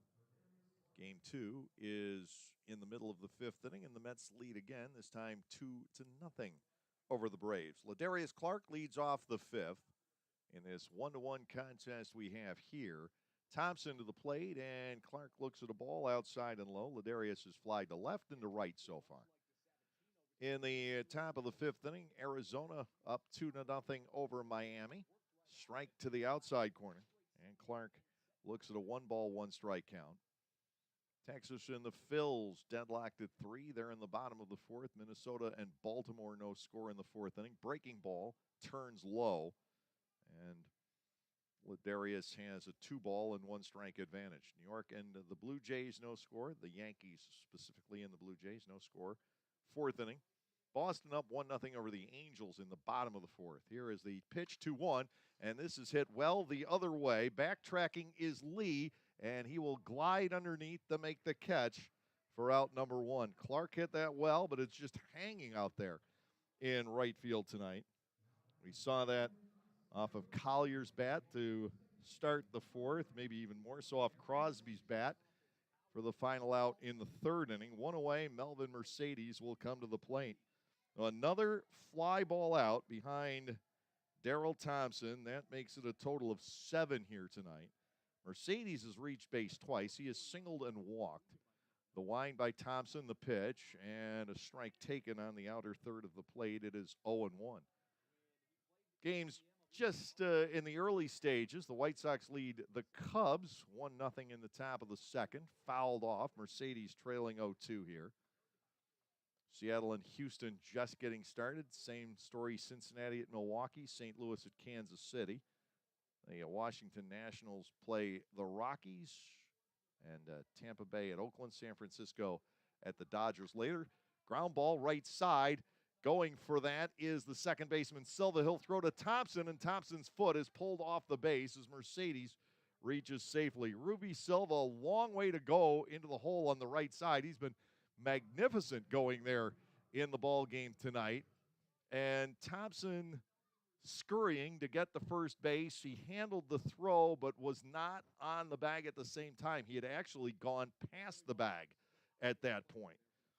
So Mercedes, the runner on, and Colton Shaver is the batter. Shaver is 0 for 2. The throw from Silva, who was in an awkward position, reaching the pitcher Thompson, covering just a little bit too late, simply because Thompson couldn't slow down Colton Shaver with a pop-up on the first base side, and there is Jared Walker to make the catch on the foul ball, and this inning will be up to Dugan. Mercedes, at least per the outfield scoreboard, and we've learned not to necessarily rely on those outfield boards, but that's showing a base hit on that play, and I would definitely agree with that call. We'll see how the official book reads, and Mercedes is indeed awarded an infield base hit. He's the runner at first now with 2 outs. Dugan has flied to deep right. He has lined a single into right and scored the Barnstormers' run. He swings away, and too much air under this one. A fly ball to only medium deep right center field, and an easy play for Sundberg, and another put out for the outfielders. A 7-pitch inning for Daryl Thompson. You think you have him on the ropes, and this is the kind of inning it seems he always posts about the 5th or the 6th. You think you're going to get him out of the game, and he starts having these short innings where guys swing early in the counts, and he's doing it once again. No runs on a hit, no errors. The Barnstormers leave their 6th, and through 4.5, Lancaster and Southern Maryland are tied at 1.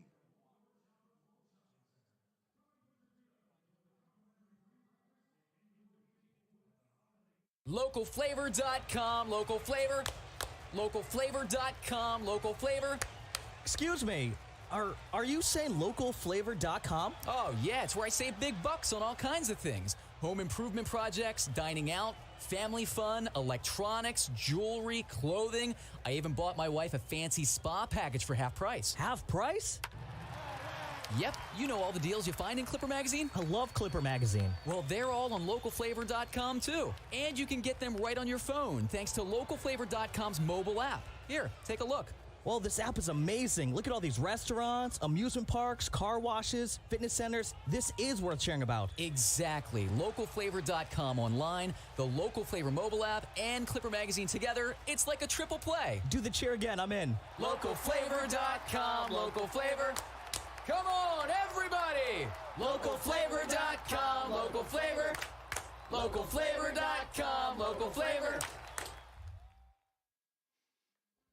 Halfway through regulation, it's 1 apiece as Dominic DeSabatino will face the top of the order and center fielder Jack Sundberg. We get the lower half of this 5th inning underway.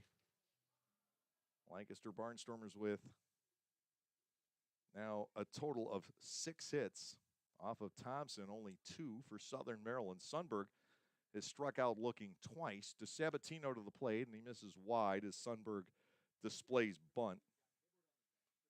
It is ball 1 and no strikes.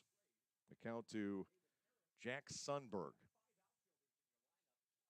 Third baseman Trace Lair creeping in, trying to deny the bunt. 1-0 pitch is tattooed into right field, and a leadoff base hit for Sundberg. Man on with nobody out for Southern Maryland in the lower half of the 5th inning. The Barnstormers traditionally have done well in this ballpark in the late innings. They've pulled off some comebacks here. Not anything dramatic, but 1 or 2 run recoveries.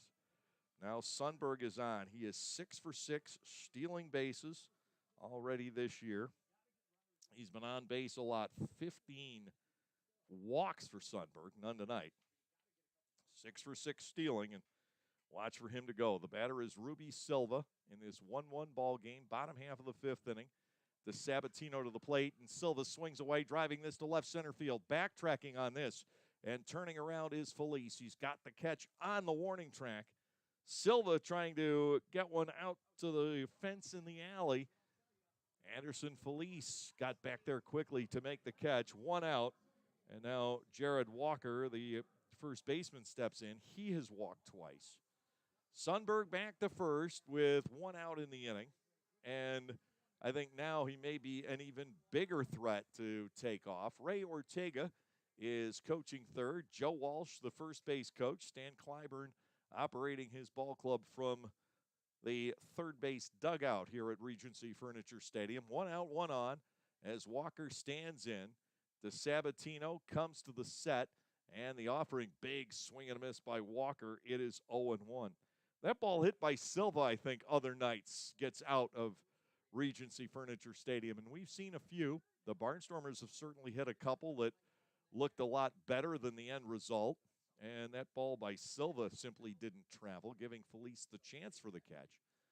No balls and 1 strike here on Walker. Sundberg sneaking out, doesn't go, and another swing and a miss to Sabatino. Works ahead. No balls and 2 strikes.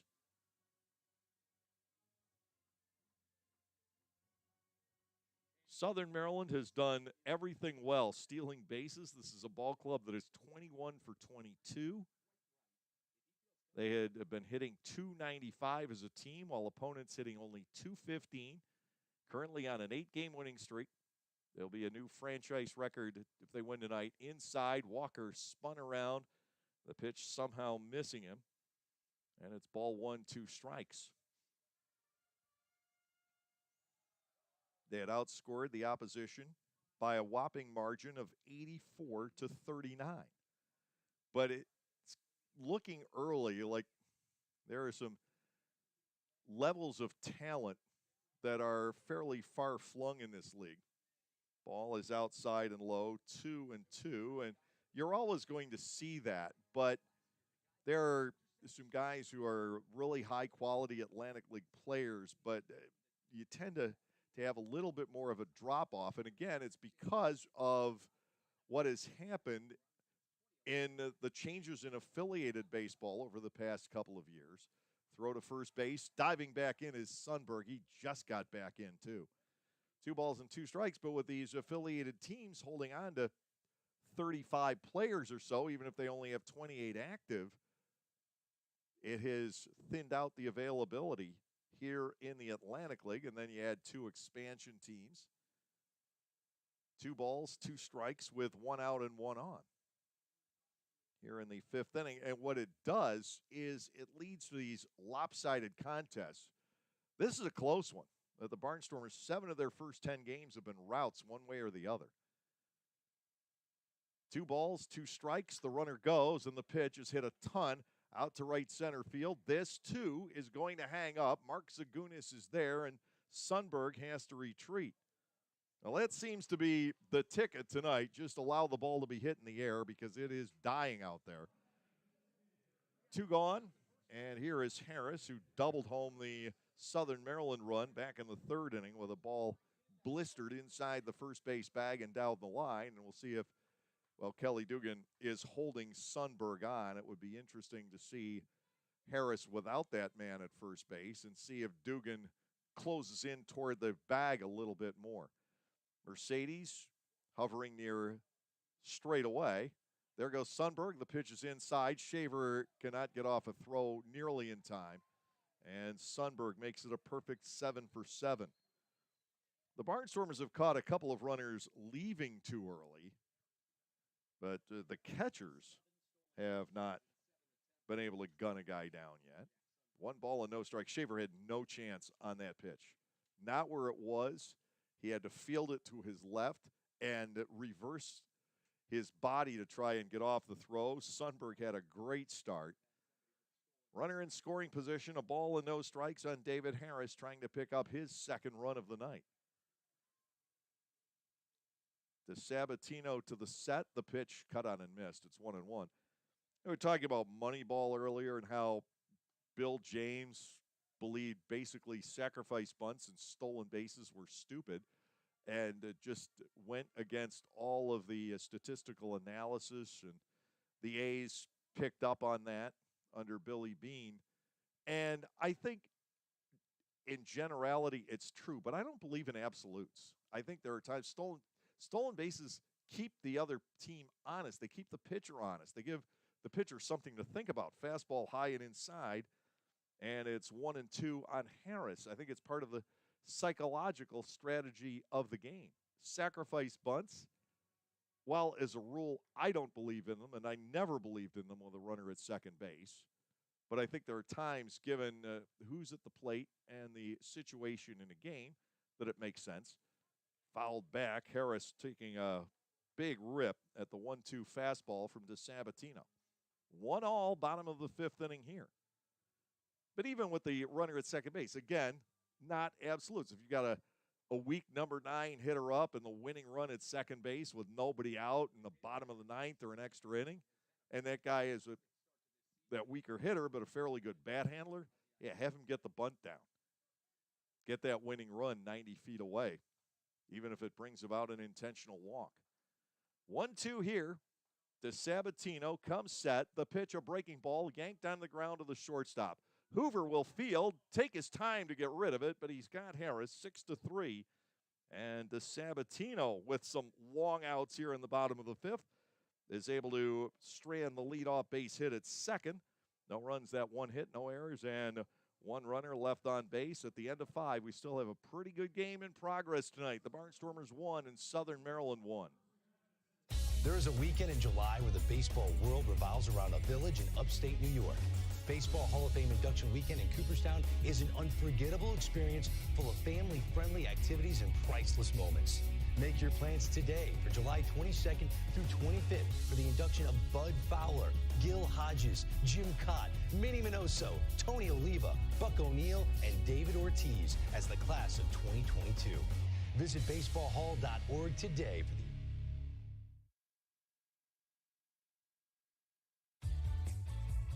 Hey kids, join the coolest club in town, the Storm Force. The Storm Force is presented by the Lancaster Barnstormers and Commonwealth Charter Academy. For only $25, kids under 12 get an entire summer of Barnstormers fun with 12 game tickets, a t-shirt and bag, the chance to go first when kids run the bases, exclusive activities, and coupons from Dutch Wonderland, Chocolate World, and more. Don't miss out on all the fun. Go to LancasterBarnstormers.com and sign up.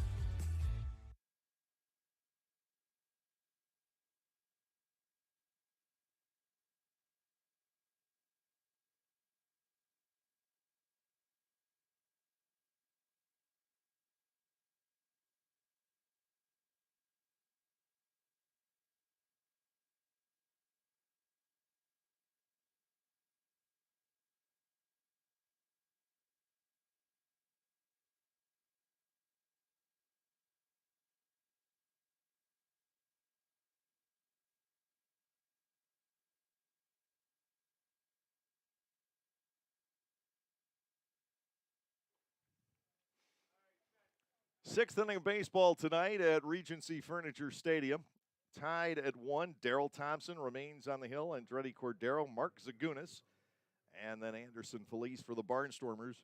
Zagunis has been the biggest headache so far, perhaps along with Melvin Mercedes for Thompson. Zagunis with a single and a double. First Cordero, who has a strikeout and then a sharp single into left back in the 4th. That was the bridge hit, the second out of the 3. Hard hit ground ball, 1 hop right to Alex Crosby, who makes a nice pickup. He'll throw out Cordero, 1 gone here in the 6th inning. Vintage Daryl Thompson. He threw 69 pitches through the first 4 innings. We were talking about how we didn't think he would go past 6 tonight. He has faced the last 5 batters on 8 pitches. The Barnstormers are getting their swings in, but everything hit at somebody. Nothing hit ultimately all that hard. And now here is Zagunis, 2 for 2 with a double, a single, and the run batted in. Breaking ball, and that is Thompson's bread and butter pitch in the latter innings. He gets it across for a strike, 0-1. Anderson Felice on deck. Thompson working quickly. Next offering, and Zagunis takes a second strike. It's 0-2. 6 hits allowed by the veteran right-hander. He has given up the 1 run. He has walked 1 and struck out 3. All the strikeouts early. 0-2. Zagunis sees the breaking ball come in low. Ball 1, 2 strikes the count. Crosby, Collier, and Lee, the scheduled hitters in the lower half of the 6th inning. Here comes the 1-2. Zagunis, chopper foul past third and knocked down by the right hand of manager Ross Peoples. Still 1 ball and 2 strikes. It's cooled off a bit here in southern Maryland. Tomorrow there's the forecast of some rain moving in by the afternoon. It's not a lead pipe cinch that we're going to get rain tomorrow, but better than 50-50. Swing and a miss. First strikeout for Thompson since the 2nd inning, his 4th of the game. Anderson Felice steps in at 0 for 2. 1-1 in the top of the 6th inning. The Blue Crabs struck with 2 outs in the 3rd. The Barnstormers answered with nobody out in the 4th inning. Other than that, it's been DeSabatino, it's been Thompson. Different styles, but similar results here tonight. Here is the offering from Thompson to Felice and a called strike at the knees. It is 0-1. This has not been an uncommon Daryl Thompson game over the years against the Barnstormers. He has not always been the recipient of the best of support, either offensively or defensively. Now, tonight he's certainly had the defense working behind him. Felice bats at 0-2, 2 outs, nobody on here in the top half of the 6th inning. A low-scoring contest. Thompson against the Barnstormers, slapped the short, and this one gets right through Jordan Howard and out into left center field. We'll see the ruling here. That one, I think, may go down as an error, but we'll check it out. It was hit fairly hard to the left of the shortstop.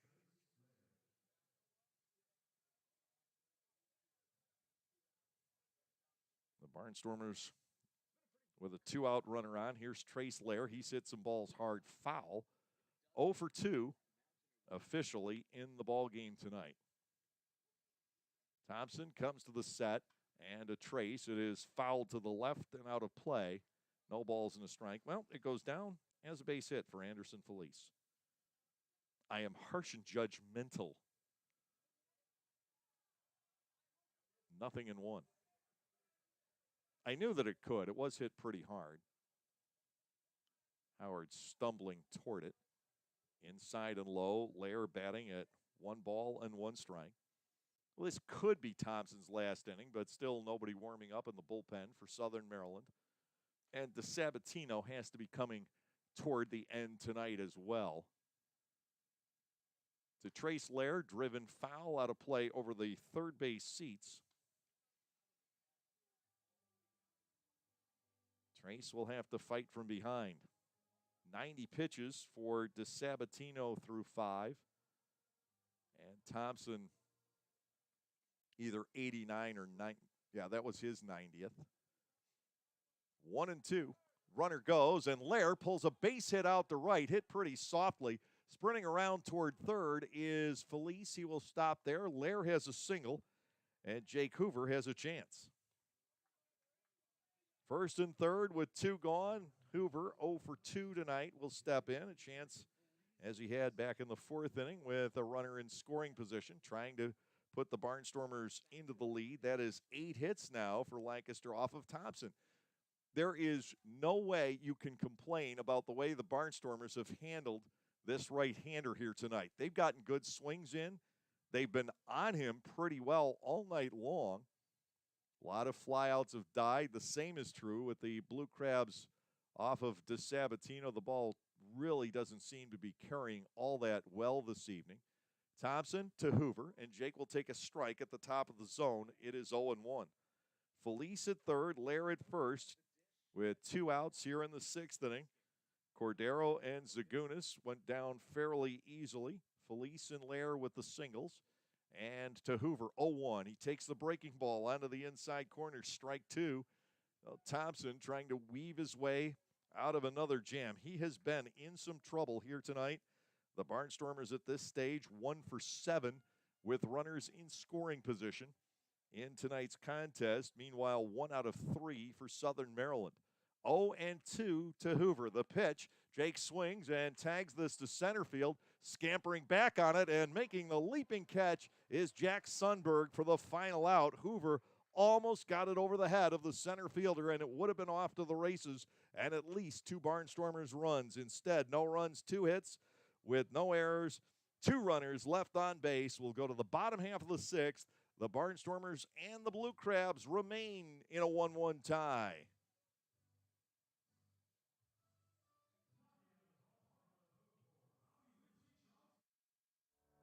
Hi everyone, Adam Gochenauer from Gochenauer Appliances, and I'm excited to tell you about a new addition to the Gochenauers family this summer season. We are now selling Titus gas grills.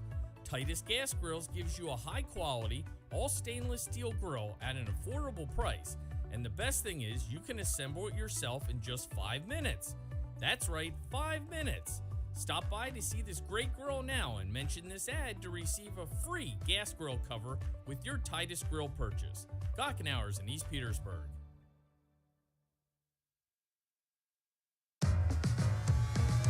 Pennsylvanians are creating their own soundtrack. Thanks to PA Lottery Scratch-Off's Excitement's back. Pennies, nickels, dimes, or quarters, no matter your choice, scratching's always in order. With big top prizes and second chance drawings, thrills await. They're out there calling. If it's excitement you seek and you're looking for action, play the PA Lottery. And keep on scratching. Must be 18 or older. Please play responsibly. Benefits older Pennsylvanians every day. We settle into the bottom half of the 6th inning in a 1-1 tie. Dominic DeSabatino has come out, but you can't argue with the start that Dom turned in tonight. 3 hits and a run over 5 innings. If you had one problem with him, it was the 4 walks, all coming with 2 outs, and one of those did score, and then 5 strikeouts along the way for DeSabatino tonight. He will not factor in the decision. And the Barnstormers have gone to the bullpen and brought on, I am told, I still haven't seen the jersey number, but I'm told that this is Chase Johnson, who has thrown 7 shutout innings out of the pen for the Barnstormers so far this year. He was our candidate for Atlantic League Pitcher of the Month. It's hard to give it to somebody who doesn't have any wins or any saves and just 1 hold, but there was nobody better in a Barnstormers jersey from that April 21st through the 1st of May time slot than Chase Johnson has been. He'll be facing all lefties, Alex Crosby, Zach Collier, and Braxton Lee, as we go to the bottom half of the 6th inning. Johnson, 6'3", right-hander from Fallbrook, California, and Ross Peoples has kept him busy. This will be, for Johnson, his 5th appearance. He pitched twice in Gastonia, once in High Point, once in the weekend series against the York Revolution. Crosby will lead it off, the lefty batting third baseman, 0 for 2 against DeSabatino tonight. Lair creeps in from over at third, Johnson to the plate, and the fastball is low. It is ball 1. So 90 pitches for DeSabatino in 5 innings, just a little more than that for Daryl Thompson in 6, and looks like he will be coming out. There's a left-hander now throwing in the bullpen for Southern Maryland. The 1-0 offering taken high off the glove of Colton Shaver, who scrambles after it, but we do not see Alex Crosby taking off. Ball 2 and no strikes. Ladarius Clark has done it twice for the Barnstormers in the same game, the 23-7 rout of the York Revolution, and he did it reasonably early in those games. Lefty throwing in the pen. They have 3 left-handed starters here. We talk about 5 lefty pitchers, but 3 of them start. We'll see a left-hander the next two nights. 2-0 pitch. Johnson is just low. He goes to 3-0 on Crosby. One apiece in the lower half of the sixth inning. The Barnstormers would still like to have one more left-handed reliever beyond Zepchinski and Shirley. 3-0 pitch finds its way into the zone. 3-1 is the count on Crosby. And it's for situations like this. Zepchinski generally you would go to later. Shirley is a long guy. They could use a lefty in the middle. Ross would, I think, really like to have one. 3 balls and 1 strike. Johnson to Crosby. Walked him. Ball 4 is inside. And that is a rare muff for Johnson so far this season. It's also the 5th walk given up by Lancaster pitching. And you've got to now look at that home-road split for the Barnstormers and the bases on balls. We talked about that earlier, how the Barnstormers on that opening road trip gave up a tremendous number of walks and only walked 13 times. I think it was 40 to 13. And then at home, Lancaster do 19, York 12, and now the Barnstormers giving up their 5th walk tonight. Zach Collier, the batter, he is 0 for 2. The Johnson pitch, a fastball, it's good. It is 0-1. I mean, you'd rather have a good right-handed pitcher than a bad left-handed pitcher in a situation like this. So Ross is comfortable going to Chase Johnson. But still, he would probably rather have a lefty to combat this lineup at this stage. Bouncer foul. Johnson has Collier at no balls and 2 strikes. And you know Butch Hobson would have, the king of playing by the book when it came to pitcher-batter matchups. But you don't just want to say, well, I need a lefty, and I'll sign somebody who genetically favors the left hand. That's not the point. 0-2. And to Collier, breaking ball. That is swung on and missed. Johnson rallies from the walk by striking out the next batter. Collier goes down. Braxton Lee will be the hitter. He is 1 out of 2. Lower half of inning number 6 here at Regency Furniture Stadium. We find ourselves in this 1-1 contest. Again, Southern Maryland broke the scoreless deadlock in the bottom of the 3rd with an RBI double from David Harris. Lancaster answered on 3 straight singles, the 3rd of which came off the bat of Mark Zagunis to drive in the run in the top of the 4th inning. Now a fastball just a hair inside to the lefty batting Braxton Lee. It is 1-0. Nothing put into play as of yet against the slender righty Chase Johnson of San Francisco and San Diego farm systems in his background. 1-0 pitch, runner goes swing and a miss. Shaver can't get off enough of a throw, and in at second with the steal is Crosby. That is his second. We mentioned Southern Maryland has been timing the steal attempts very well. The Blue Crabs are now 23 out of 24. This coaching staff, Stan Clyburn, along with Ray Ortega, Joe Walsh, and Daryl Thompson, has this team firing on all cylinders. The Barnstormers have been able to keep the bats relatively quiet tonight. 1 ball and 1 strike. The Sabatino, or Johnson rather, will fire, and that's met and fouled back into the padding. 1-2 here on lead. Right-handed batting catcher Ryan Hogg waits on deck. Southern Maryland had been averaging 9.3 runs per game coming into tonight. So tip of the cap to the Barnstormers staff to this point. 1-2. Johnson goes back to work. The kick, the pitch. Chopper right side. Dugan is there. He waves off Johnson. He'll take it himself. The out is recorded 3 unassisted as Crosby moves to 3rd with the go-ahead run. 2 outs in the inning. And the catcher, Hogg, will come to the plate. Hogg has struck out and he has walked. Chase Johnson trying to keep that leadoff walk from coming all the way around to score. They've been able to advance Crosby so far on the stolen base and the infield out. 2 are away, so the defense can play back. Strikeout and a walk for Hogg so far tonight. Johnson, the right-hander. Ready to go, gets the sign from Shaver, the motion and the pitch. Driven fouled on the right side. It's 0-1.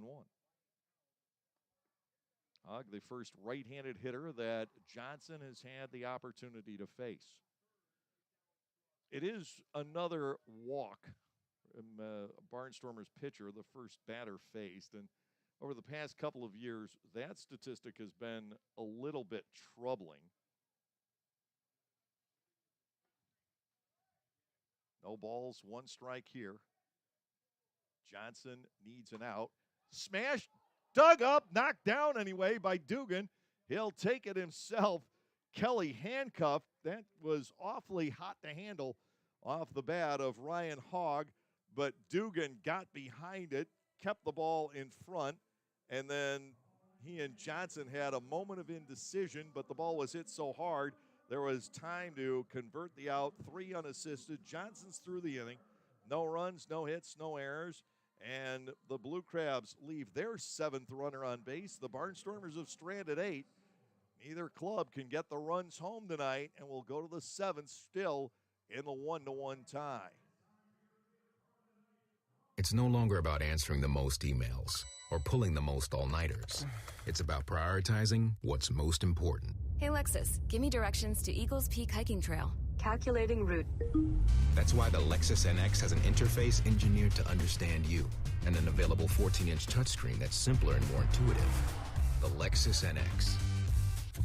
See Bobby Rahal Lexus in Mechanicsburg or Lancaster County. Availability and accuracy of navigation system depends on many factors. Data charges may apply. There is a weekend in July where the baseball world revolves around a village in upstate New York. Baseball Hall of Fame Induction Weekend in Cooperstown is an unforgettable experience full of family-friendly activities and priceless moments. Make your plans today for July 22nd through 25th for the induction of Bud Fowler, Gil Hodges, Jim Cott, Minnie Minoso, Tony Oliva, Buck O'Neill, and David Ortiz as the class of 2022. Visit baseballhall.org today for the Daryl Thompson in yet another start against the Lancaster Barnstormers over these past 10 years. Turns in a quality start tonight. 8 hits and a run. He walked 1, struck out 4. He will not be involved in the decision, and nor will Dominic DeSabatino have a role in the decision tonight. We're into the 7th inning, tied at 1. And 26-year-old slender lefty Nick Wells comes on for the Blue Crabs. He is 26 years of age, as I mentioned, 6'5", and 185 pounds, his dimensions. And he was born just across the Potomac in Alexandria, Virginia, not terribly far away. An easy drive from Alexandria down to here. Ladarius Clark, Melvin Mercedes, and Colton Shaver, top of the order, scheduled for the Barnstormers in this 7th inning. The Barnstormers have had some trouble against lefties out of the bullpen. The lefty that by far this club has handled the best was Austin Nicely, the York starter, back on Friday night. Nick Wells on in relief of Daryl Thompson. The Barnstormers have gone from Dominic DeSabatino to Chase Johnson already. Johnson able to get through that bottom half of the 6th after the leadoff base on balls.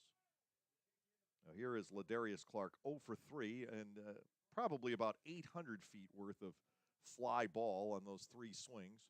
He holds and takes a strike on the outside corner from Wells. It is 0-1 on Ladarius Clark. Wells comes back. This pitch is too far wide. Ball 1, strike 1. 1 fly ball to left and 2 to right for Ladarius Clark so far tonight. Melvin Mercedes is on deck. He has not been retired. Here is the 1-1 offering, and it is outside again. Clark gets the edge at 2-1. Wells was the 3rd-round pick for Toronto out of Battlefield High School in Haymarket, Virginia in 2014. Their football coach is my neighbor. Ground ball, left side, diving stab by Crosby. He will get up and hose down Clark, one away. Defense continues to shine on both sides here tonight. Good play by Crosby to keep the fleet-footed Ladarius Clark off base. Melvin Mercedes, 2 for 2 with a walk, will step in. Or is that, I always get Patriot and Battlefield confused. They're arch rivals. I know both football coaches fairly well, but one of them's my neighbor, and that may be actually Patriot. They're both in western Prince William County over there, out in my general neck of the woods. 2 for 2 with a walk for Mercedes. He shows bunt and takes the ball inside from Wells.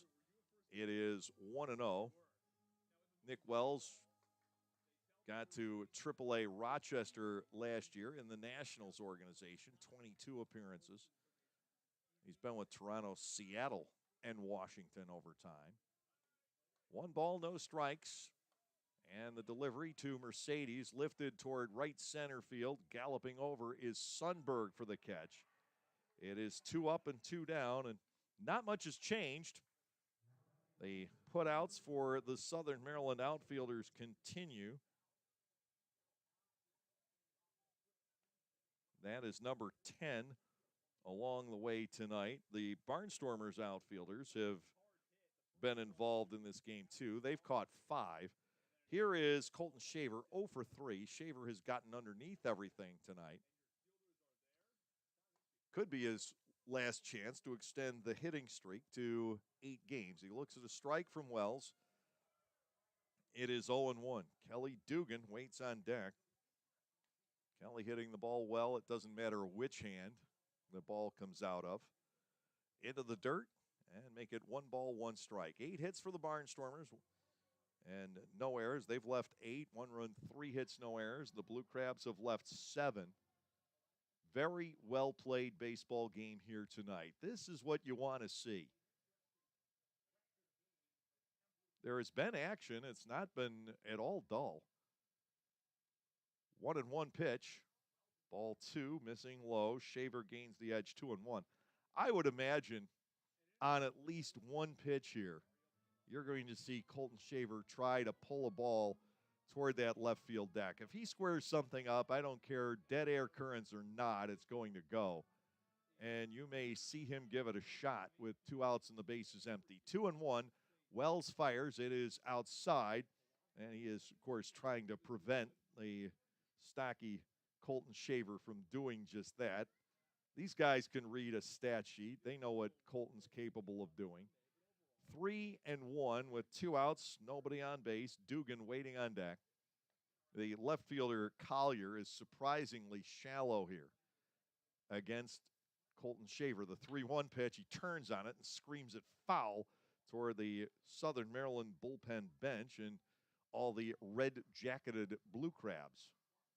They don't wear much blue anymore, the Southern Maryland Blue Crabs. They keep converting more toward the red, and we see them in black jerseys here tonight.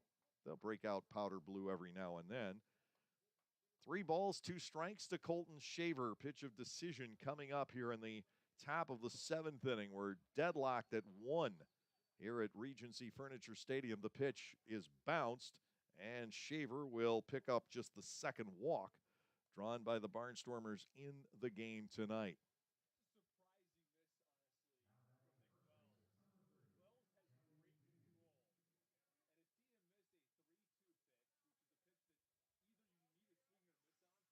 Two outs, and here is Dugan. Kelly is 1 for 3.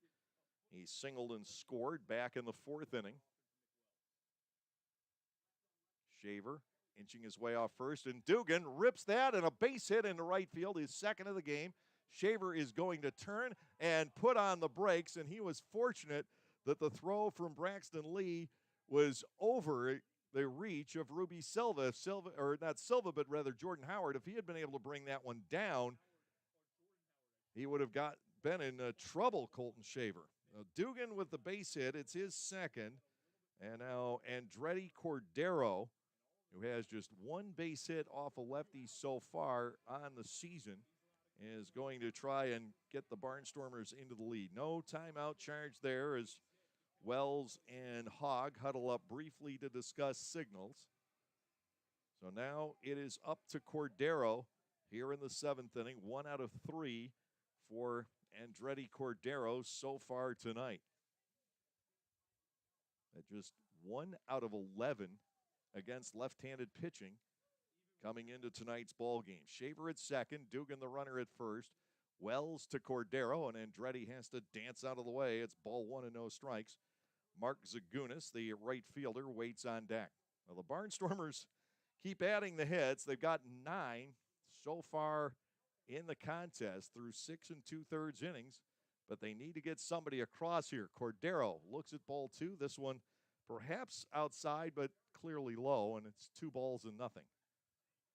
More action in the bullpen for the Southern Maryland Blue Crabs, and this time it is a right-hander tuning up. 2 balls, no strikes to Andretti. Runners lead off first and second here with 2 outs to Cordero right there for a called strike. It is 2-1. The base hit for Cordero off a lefty came in the 7th inning on Sunday as he singled into right against Adrian Almeida of the York Revolution. So it was his last at bat against a lefty. 2 balls, 1 strike. Cordero swings over the top, and now Wells is even with Andretti at 2-2. Shaver at second, Dugan at first. The Barnstormers have already left 8 runners on base in the contest. 1 for 8 with runners in scoring position. Southern Maryland now 1 for 5 in the ball game. Both clubs having fits getting runners home. 2-2, Wells to Cordero. The set, the pitch. Andretti swings and he misses.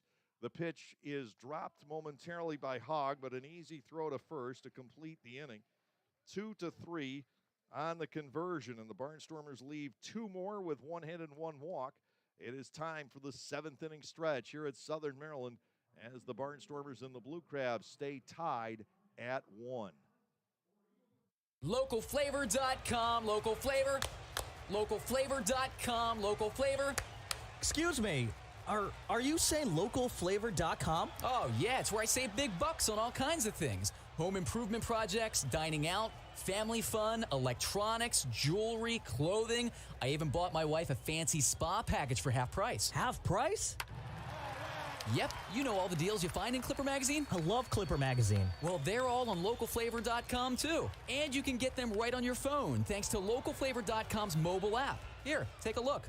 Well, this app is amazing. Look at all these restaurants, amusement parks, car washes, fitness centers. This is worth sharing about. Exactly. Localflavor.com online, the Local Flavor mobile app, and Clipper Magazine together. It's like a triple play. Do the cheer again. I'm in. Localflavor.com, local flavor.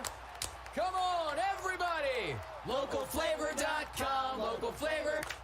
Localflavor.com, local flavor.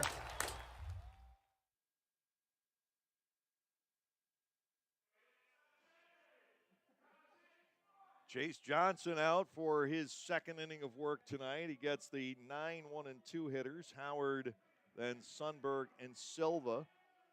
And just like last inning, he's going to have to face a chain of left-handed batters for the first 3. And in this case, it would be the first 4. Only 2 guys batting right-handed in the Southern Maryland lineup tonight, David Harris and Ryan Hogg, the 2. And the Barnstormers have right-handed hitters in Clark, Shaver, Cordero, Zagunis, and Hoover. Which team is which? Barnstormers usually lefty-laden and Southern Maryland right-handed heavy. But here in 2022, it is the reverse.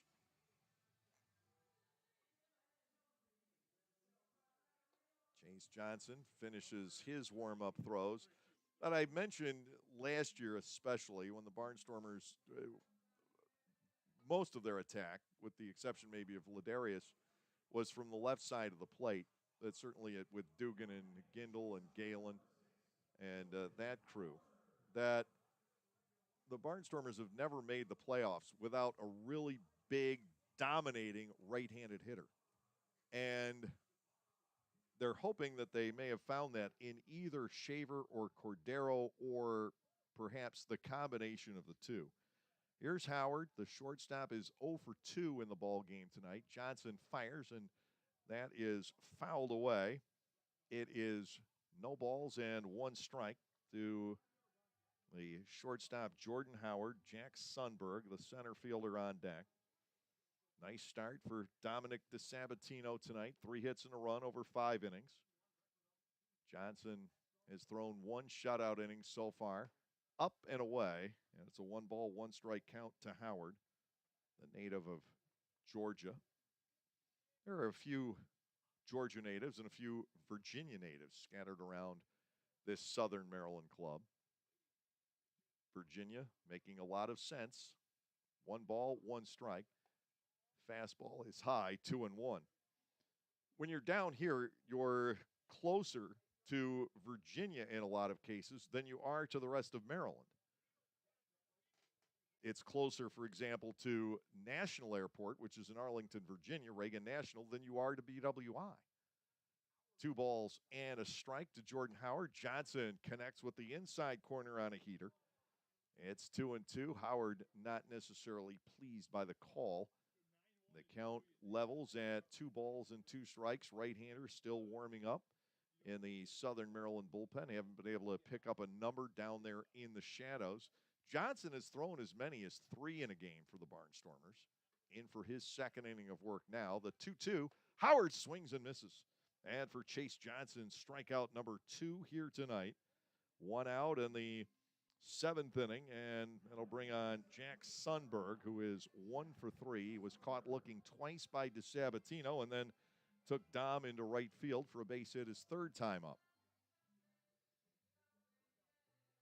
The Barnstormers have done virtually everything right in this game. You can't find fault. Even if they do come up on the short end, this has been an extremely well-played game. 1 out. Sundberg stands in. Lair creeps in against the bunt, and the breaking ball from Johnson finds its way. It's 0-1. Barnstormers have done the job defensively tonight. They have pitched well, and they've gotten 9 hits off of Daryl Thompson and Nick Wells. They just haven't been able to find the right combination. 0-1, big swing and a miss by Sundberg. No balls and 2 strikes. A man who leads the league in drawing walks, but the Barnstormers have been able to get the pitches into the zone against him so far. Left-handed batting Jack Sundberg up a bit on the bat handle. He awaits the 0-2 from Johnson, who has the sign. The pitch wasted high and outside. If you ever really want to waste a pitch to a guy like this, it is ball 1 and 2 strikes. Sundberg hails from Mansfield, Connecticut. He played his collegiate baseball at UConn. He's 28 years of age. 1 ball and 2 strikes. Johnson will bring it home, and it's slapped foul outside third and down toward the bullpen bench, where they nonchalantly lift their feet and let that one roll underneath. A ball and 2 strikes still on Sundberg, who is up there fighting. Ruby Silva is the on-deck hitter. There have been a few balls tonight I thought might have a chance to carry out or get into the gaps, but it hasn't happened. Here's a 1-2. Sundberg with a fly ball right center field. Clark racing over, dives for it. It's off his glove and tips away from Zagunis. Sundberg will glide into second base with a double. Ladarius Clark sprinted in a dead run toward that little pop fly in right center field. It almost looked like to me, and I want to see a replay of this, which I can't do right now, but I would love to see a replay of that because it looked like he might have made that dive a little too early. But it's a double for Sundberg regardless, and that puts the go-ahead run in scoring position with 1 out here in the 7th inning on the bloop double into right center field. I mean, Clark was going full tilt. If you could go 105% tilt, he was doing it toward that fly ball and got a glove on it, which only made it worse because he deflected it away from Zagunis. Here is Silva with Sundberg at second and 1 out. in the bottom half of the 7th inning. Just the 4th hit for Southern Maryland. Topper back toward the mound. Johnson will take it, stare the runner back, and in almost frustration, gun down Silva 1-3. Sundberg forced to hold at second on that. He's there with 2 outs. And the batter is the first baseman, Jared Walker. Now, the Barnstormers do have a choice here. They could pitch around or even intentionally walk Walker and set up Johnson against the right-handed batting David Harris. I don't know if Ross wants to go that route here or not. Walker is 0 for 1 with a pair of free passes tonight. 2 outs, Sundberg, the runner at second base. Bottom half of the 7th inning. There has not been a 1-2-3 inning in this ball game. Believe it or not. Here's the pitch, and it is just too close to Walker. Ball 1 and no strikes. Each side has left at least one base runner in every half inning, all 13 so far in tonight's game. The Barnstormers with a total of 10 left on, and Southern Maryland 7 through 6.5 innings. 1 ball, no strikes. Johnson looks back to second. The pitch here is clubbed down the right field line, and this is going to put Southern Maryland into the lead. Jared Walker has driven in Jack Sundberg with a RBI double into the right field corner. Southern Maryland leads 2-1, and now the Barnstormers have got to run the gauntlet of Briseño and Lados in the latter innings. Chase Johnson gives up a run for the first time as Jared Walker takes that pitch deep into the right field corner. No way for Zagunis to defend it except to get the ball back in as quickly as possible. Now David Harris steps in at 1 for 3 with an RBI double. That ball hit on the line into the right field corner off the bat of Jared Walker. Now it looks like you should have walked him intentionally. Here is the right-handed batting Harris stepping in. Johnson peers back to him, and that fastball is cut on and missed. It is 0-1. Chase Johnson giving up a run for the first time all year in 8 2/3 innings. But he now becomes on the hook for the loss unless the Barnstormers can respond against a very good back end of the bullpen for Southern Maryland. No balls and 1 strike. The count on the right-handed batting Harris. Johnson comes back. This is grounded to second. Comes up a little bit on Melvin, but he has an easy play. Harris didn't get out of the box too cleanly. And an easy out. So, the intentional walk looking even better, but sometimes you do it and it backfires. The Barnstormers opted against it here in the 7th. 1 run does score, 2 hits with no errors and 1 man left on base. Through 7, Southern Maryland with the lead. It is 2-1. Lancaster County Motors Subaru once again presents the Subaru Outdoor Experience. Located along the first base line, this space welcomes fans to a different experience while attending games. The Subaru Outdoor Experience focuses on creating social engagement among the fans. Fans will identify with the Subaru Outdoor Experience, which includes games like life-size Jenga, shuffleboard, ping pong, giant checkers, and bocce ball, along with an art wall of kayak, bike, and recycling arts parts and information, a dog-kissing booth, a barbershop corner, and opportunities to engage with the local business that made this unique space possible. Come enjoy the games while watching the game. Rock with the 5-time Tony Award-nominated musical Rock of Ages at Dutch Apple Dinner Theater, April 22nd through May 14th. When a development company plans to turn the Sunset Strip into another strip mall, it's up to a group of wannabe rockers to save the day and the music. With music from Styx, Bon Jovi, Poison, and more, Rock of Ages features all your favorite 80s rock anthems and power ballads. How can you resist? Call 717-898-1900 or visit DutchApple.com to reserve your tickets today. The Southern Maryland Blue Crabs are very, very good in the 8th and 9th innings. Andres Briseño, in his second year here, has come on for the Blue Crabs. Briseño in his 6th appearance of the season, 1-0 with 2 holds. He's given up 2 hits and 3 walks and struck out 10 in his 5 innings.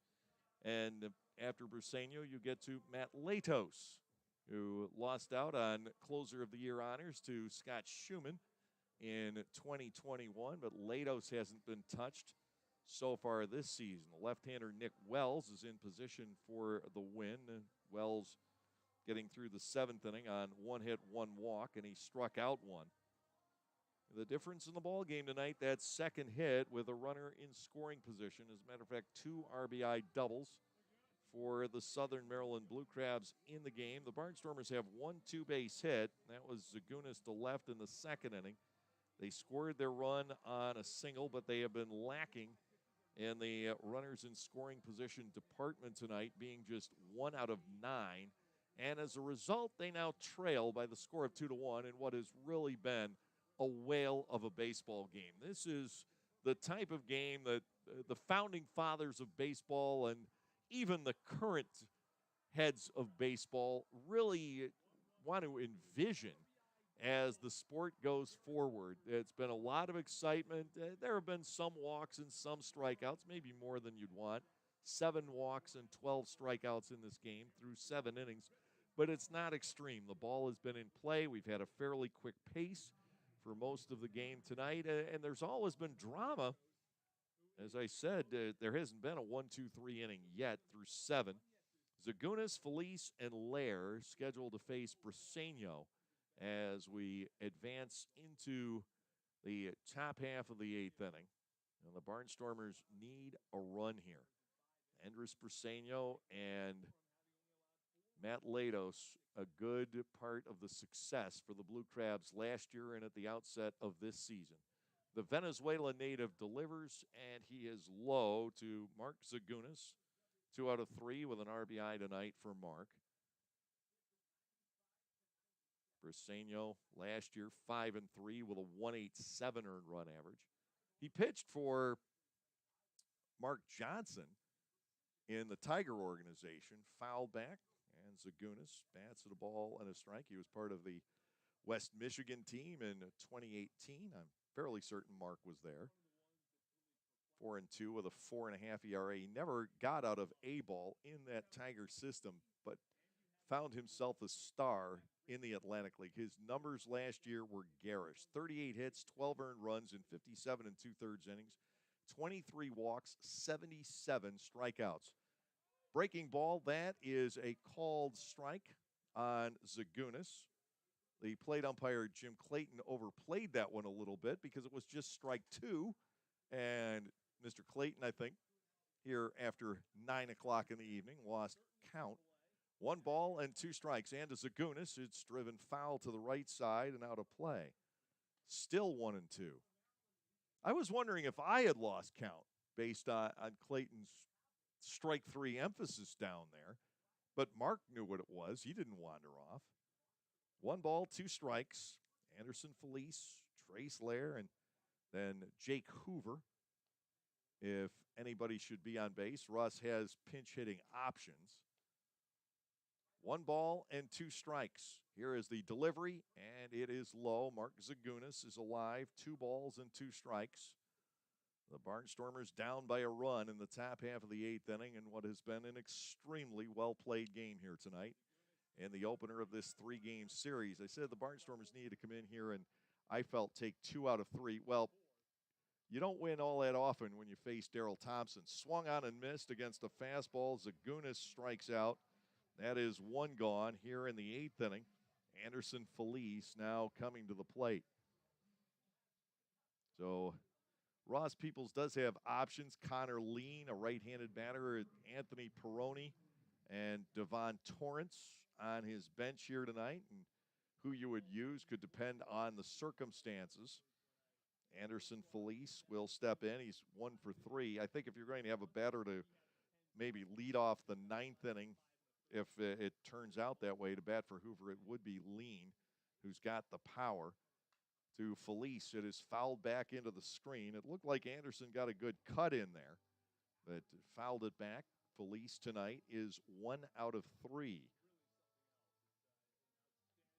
Colton Shaver has not been able to extend his hitting streak to 8. He may or may not get the chance in the 9th inning to extend that streak. Again, it depends on how things play out here. If the Barnstormers go 3 up, 3 down, Shaver never gets back to the plate again.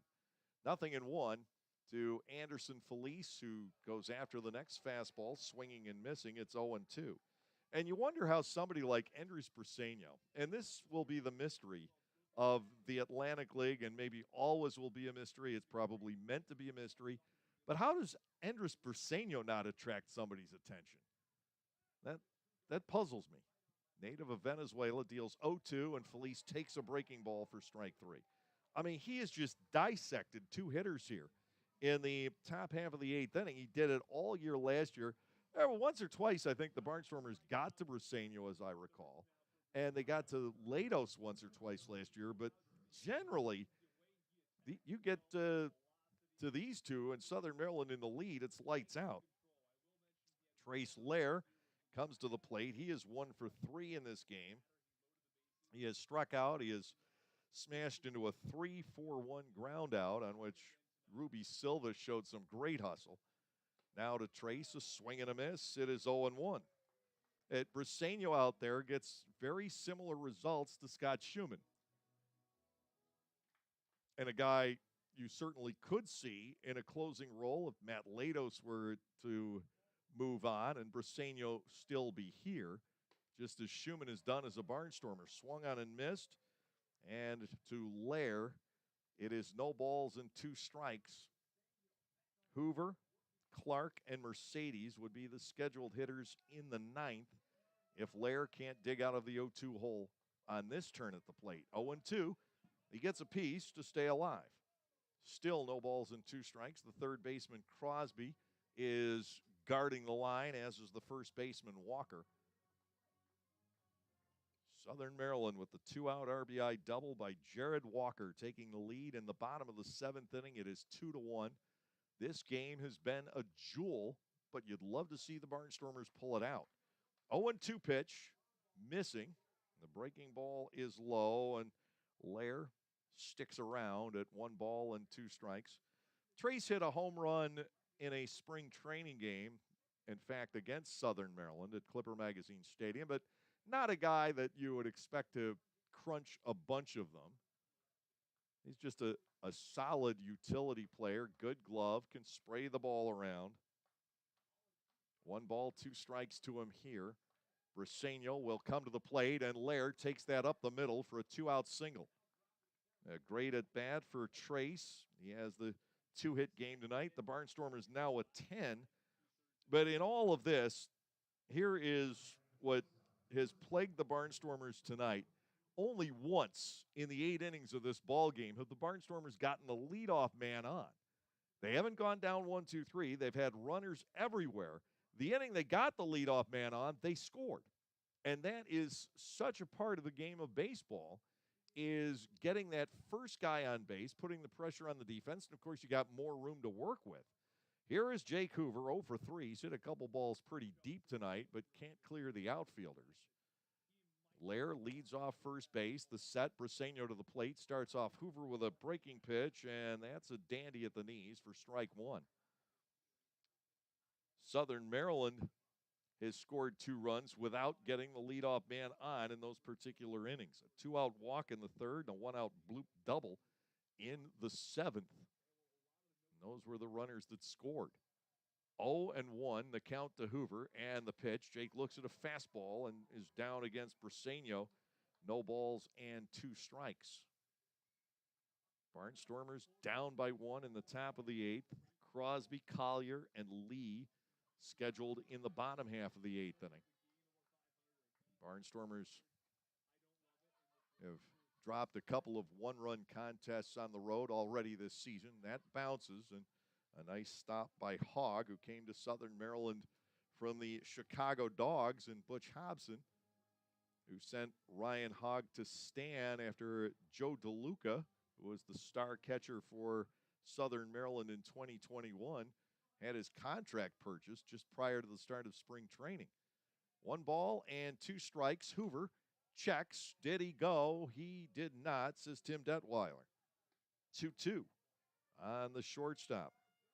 The Barnstormers have certainly battled tonight, but it's been ultimately the inability to get rallies started or finish them off. They're doing the great job in the middle, but a lot of two-out starts to rallies. 2 balls and 2 strikes. Lair leads off first, and Hoover gets ball 3 just off the outside corner. Lair will get a start here. Hoover trying to extend the inning and get Ladarius Clark up against Andres Briseño. Southern Maryland ahead by 1. The Barnstormers have the larger number of base hits. In fact, double the number of base hits, 10-5 in the game. 3-2. Lair will be taking off. And the payoff pitch, Hoover spikes a foul off to the right side. He's certainly forcing Briseño to go deep into the count here and work to get out of the 8th inning. Hoover with a couple of strikeouts, a couple of doubles, I should say, Friday night in that rout of York, and he drove in 5 runs that night on balls all hit to the right side. They are cheating that way here. Tonight, he hit a deep fly to left into center. Lair will take off once again. 3 balls, 2 strikes. Briseño to the set. The pitch is popped up into foul ground. The first baseman, Walker, giving chase to the seats, and he'll give up. We continue at 3 balls and 2 strikes. The longer that you force Briseño to work in this 8th inning, the less likely they can go back to him tomorrow night in the event that we have a similar game. 3-2 to Hoover. This has been a nice at-bat for Jake, looking to cap it off and get on base somehow. Payoff pitch is coming. Lair will be taking off once again. Here's the 3-2. Hoover swings and misses. Briseño strikes out the side here in the 8th. No runs on a hit with no errors, and the Barnstormers leave their 11th on the bases. Bottom half of the 8th inning coming up. The Barnstormers look to stay within 1. It's 2-1, Southern Maryland.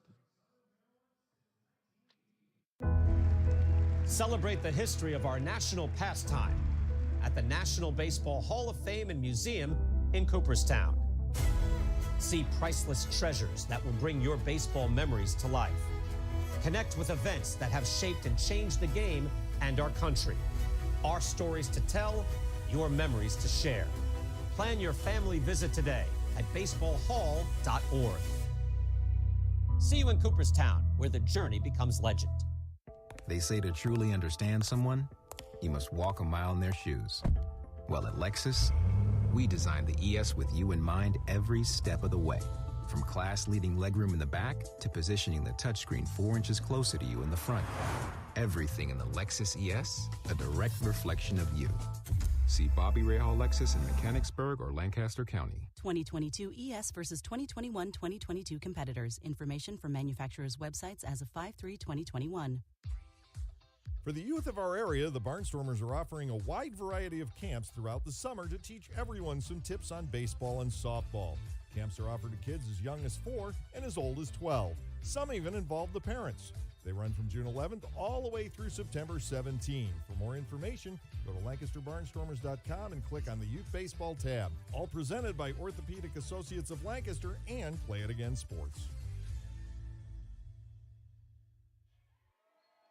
The Barnstormers go to Mark Zipchinski for the bottom of the 8th inning. And then there is hope, certainly in the top of the 9th. Clark, Mercedes, and Shaver would be the scheduled hitters. Matt Latos already tuning up, the closer, the one-time Major League starting pitcher of good length in the Major Leagues.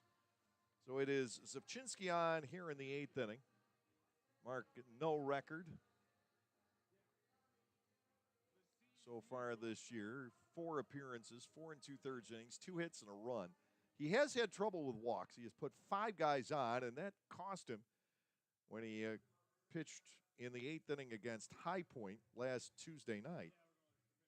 He inherited a 4-3 lead. He walked 2, and High Point was able to work one of those runners home without a base hit.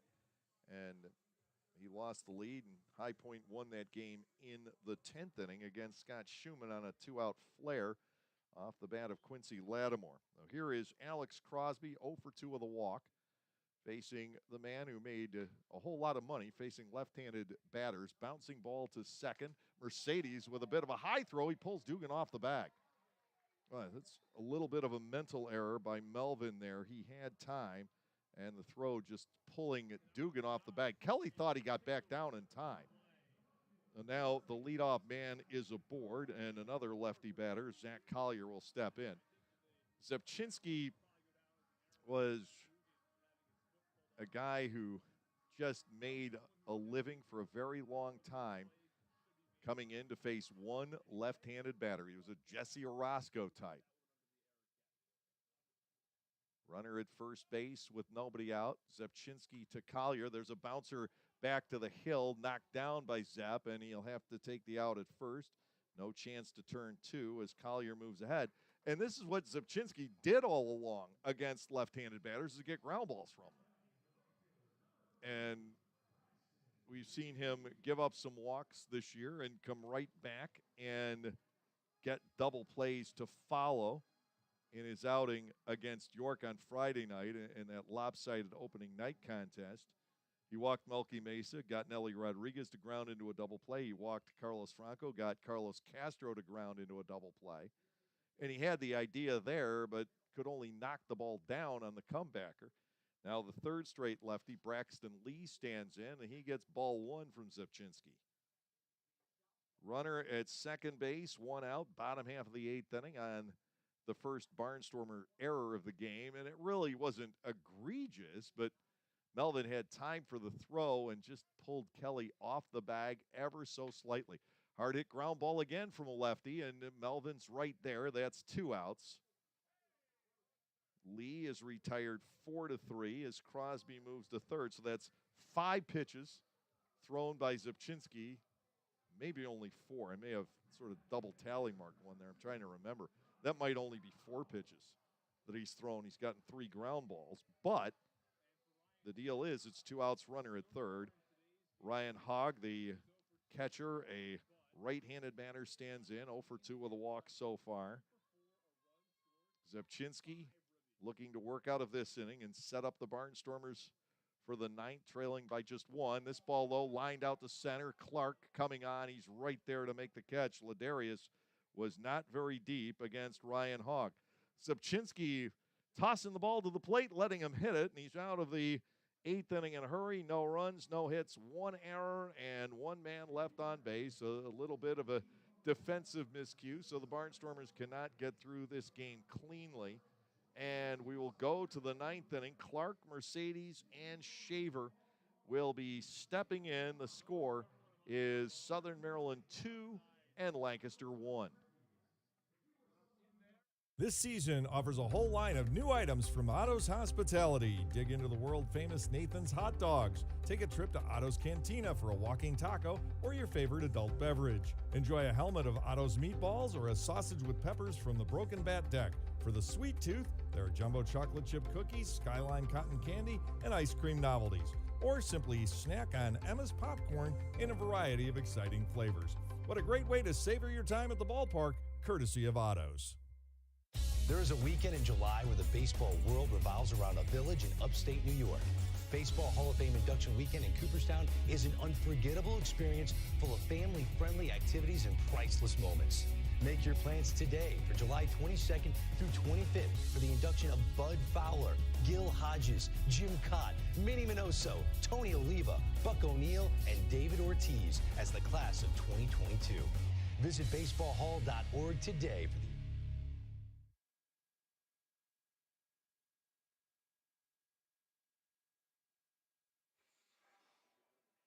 Veteran Major League starter and now veteran Atlantic League closer Matt Latos has come on for the 9th inning with his team leading by 1. The hold goes to Andres Briseño, gave up a base hit to Trace Lair and struck out the other 3 that he faced in the 8th inning.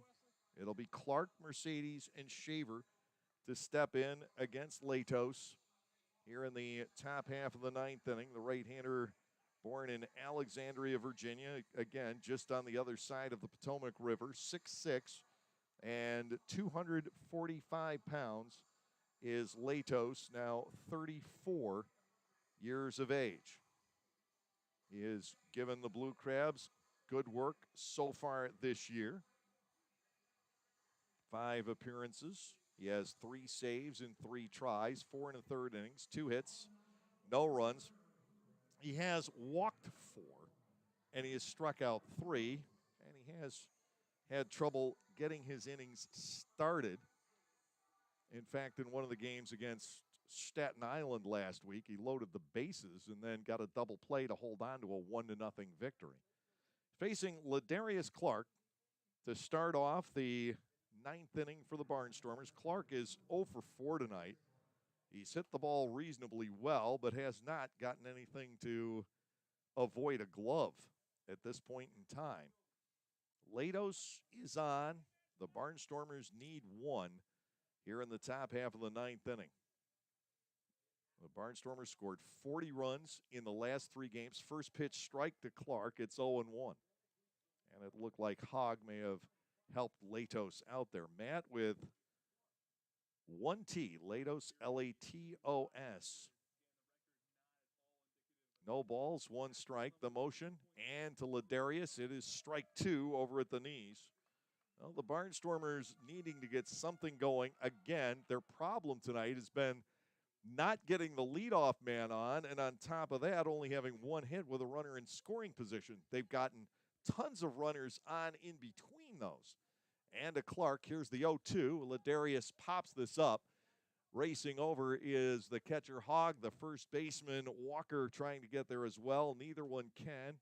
And Clark remains alive at no balls and 2 strikes. Latos, we mentioned veteran Major League starter. He opened 189 games at the Major League level and was a rotation starter for the Padres and the Reds pretty much from 2010 through 2015 and toward the end with Miami.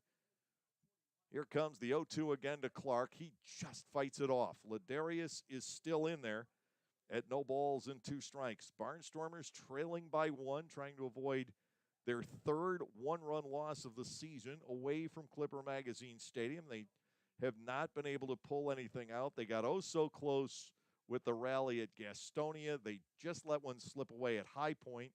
And now to Clark, 0-2, swing and a drive down the left field line. Will it stay fair? It hooks foul.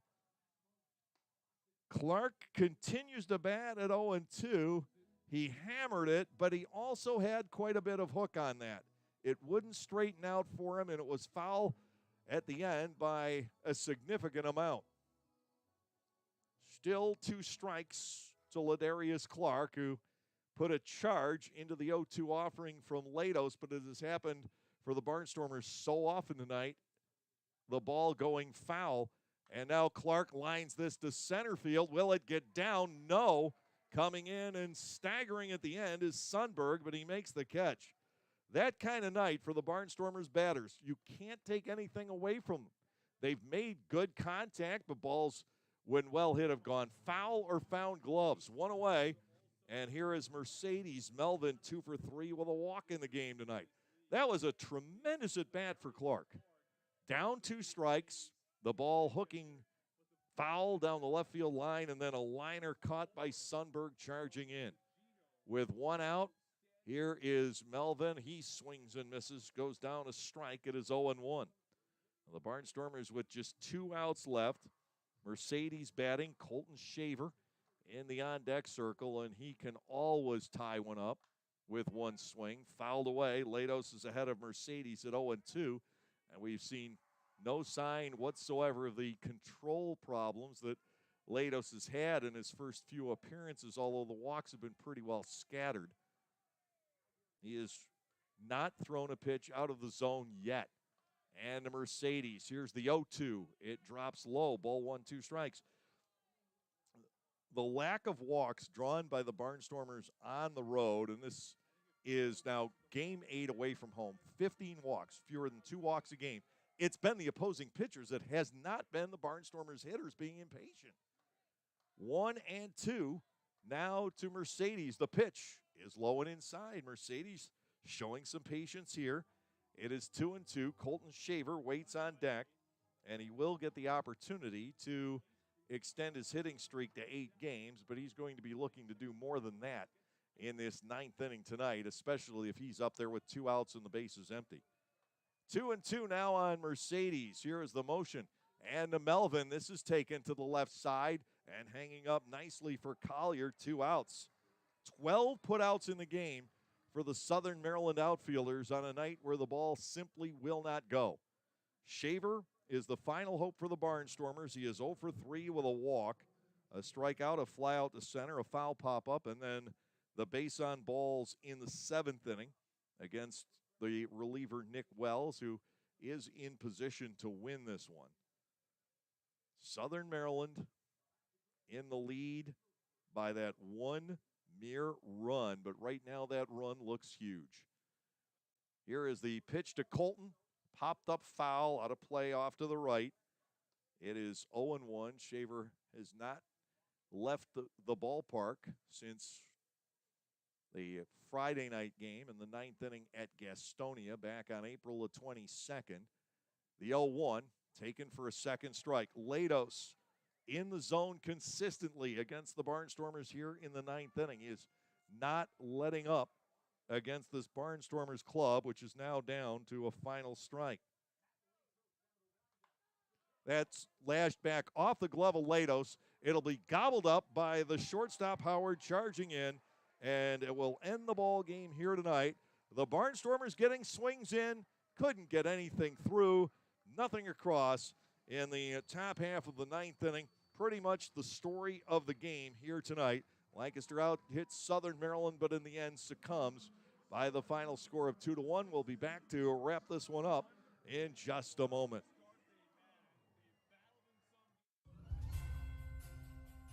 Being over 55 does not mean a ticket, it means 10 with the Silver Stormers Club presented by the Lancaster Barnstormers and Audiology Associates of Lancaster.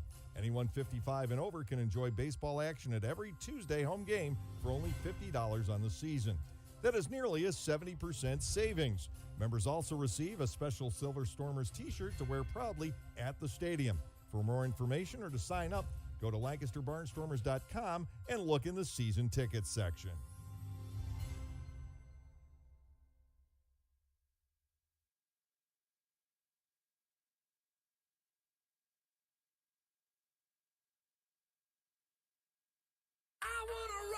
Rock with the 5-time Tony Award-nominated musical Rock of Ages at Dutch Apple Dinner Theater, April 22nd through May 14th. When a development company plans to turn the Sunset Strip into another strip mall, it's up to a group of wannabe rockers to save the day and the music. With music from Styx, Bon Jovi, Poison, and more, Rock of Ages features all your favorite 80s rock anthems and power ballads. How can you resist? Call 717-898-1900 or visit DutchApple.com to reserve your tickets today. It really is getting hard to figure out where the Lancaster Barnstormers are headed here in 2022. The same team that scored 40 runs in 3 games against the York Revolution on the recent homestand comes in here and drops a low-scoring, tight 1-run contest, 2-1, to the Southern Maryland Blue Crabs. It was a very well-played game here tonight, and you can't find much fault with this Barnstormers club, their approach, the things they did get done tonight. They pitched very well to a torrid hitting team. The offense got a lot of very good swings in, 12 putouts for the outfielders of the Blue Crabs here tonight, and some of them weren't cans of corn. They weren't running all over the place. The air seemed pretty heavy out here on this now getting chilly Tuesday night on the Southern Maryland Peninsula, and the Barnstormers simply couldn't get the ball to go, and as a result, they end up on the short end this evening by the score of 2-1. 2 runs, 5 hits, no errors. Southern Maryland stranding 9 for the Barnstormers, a run on 10 hits with 1 error and 11 runners left on base. The win goes to Nick Wells. He's 2-0, and the loss to Chase Johnson, giving up a run for the first time this year. 0-1 for Johnson. The save to Matt Lados, his 4th of the season. 2 hours and 43 minutes was the time of the game here this evening in front of 2,452, just about the same crowd Oakland had last night, as the Blue Crabs trip up the Barnstormers 2-1. For Southern Maryland, no slowdown. The Blue Crabs have won 9 in a row. The Barnstormers have lost 7 straight away from Clipper Magazine Stadium.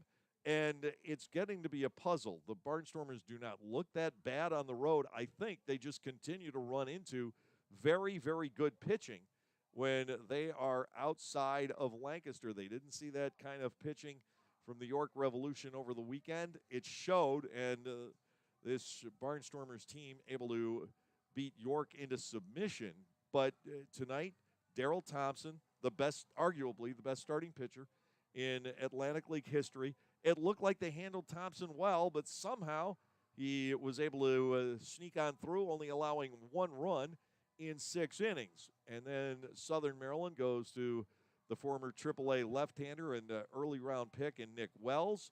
Then behind that, they go to Endres Briseño, who was the best setup man in the Atlantic League last year. And finally, one of the premier closers in Matt Latos. And the Barnstormers ran into that, swinging the bats well, but nothing was the right combination here tonight. Only 1 leadoff man got on in the 9 innings for the Barnstormers, and that pretty much the undoing of the ball club here tonight. We stayed scoreless into the bottom of the 3rd. Southern Maryland struck first after Dominic DeSabatino retired the first 2 batters in the bottom of the 3rd. He stumbled a bit. He walked Silva and Walker consecutively. And then David Harris tattooed a double inside the first base bag. Kelly Dugan playing the right-handed batter to pull. He was well off the bag. The ball went past him to his left for the RBI double. And the 1-0 lead for Southern Maryland. The Barnstormers responded right away. And this an inning that kind of typified what the Barnstormers encountered tonight. It was the 1 inning in which they got the leadoff man on, Kelly Dugan, with one of his 2 solid line drive base hits into right field. Then Andretti Cordero singled into left. And following that, Mark Zagunis with a smash into center. Those 3 singles combining to produce the Barnstormers' runs. They still had men at first and second with nobody out. Anderson Felice flied out to right field. And then Trace Lair hit a ball that could have created extra headaches for Thompson and the Blue Crabs. A hard-hit ground ball off the glove of the first baseman Walker. Ruby Silva did a great job backing up. He fed Thompson. They got the second out. Jake Hoover fouled out. The Barnstormers had runners at first and third in the 6th inning. Hoover flying out to center. Jack Sundberg with a little bit of a hop at the last second to make the catch.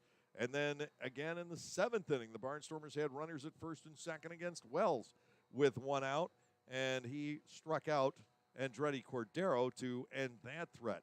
The tie-breaking run scoring in the bottom of the 7th inning with Chase Johnson on the mound. It was Chase's 2nd inning of work with 1 out. It was Sundberg planting a double into right center field. Ladarius Clark went at the top speed toward that pop fly out into right field. He dove. It came off his glove, rolling away from Zagunis, and the batter Sundberg ending up at second on the double. A comebacker kept him there, but then the game-winning hit given by Jared Walker tonight on a double pulled down the right field line, scoring Sundberg. It was 2-1.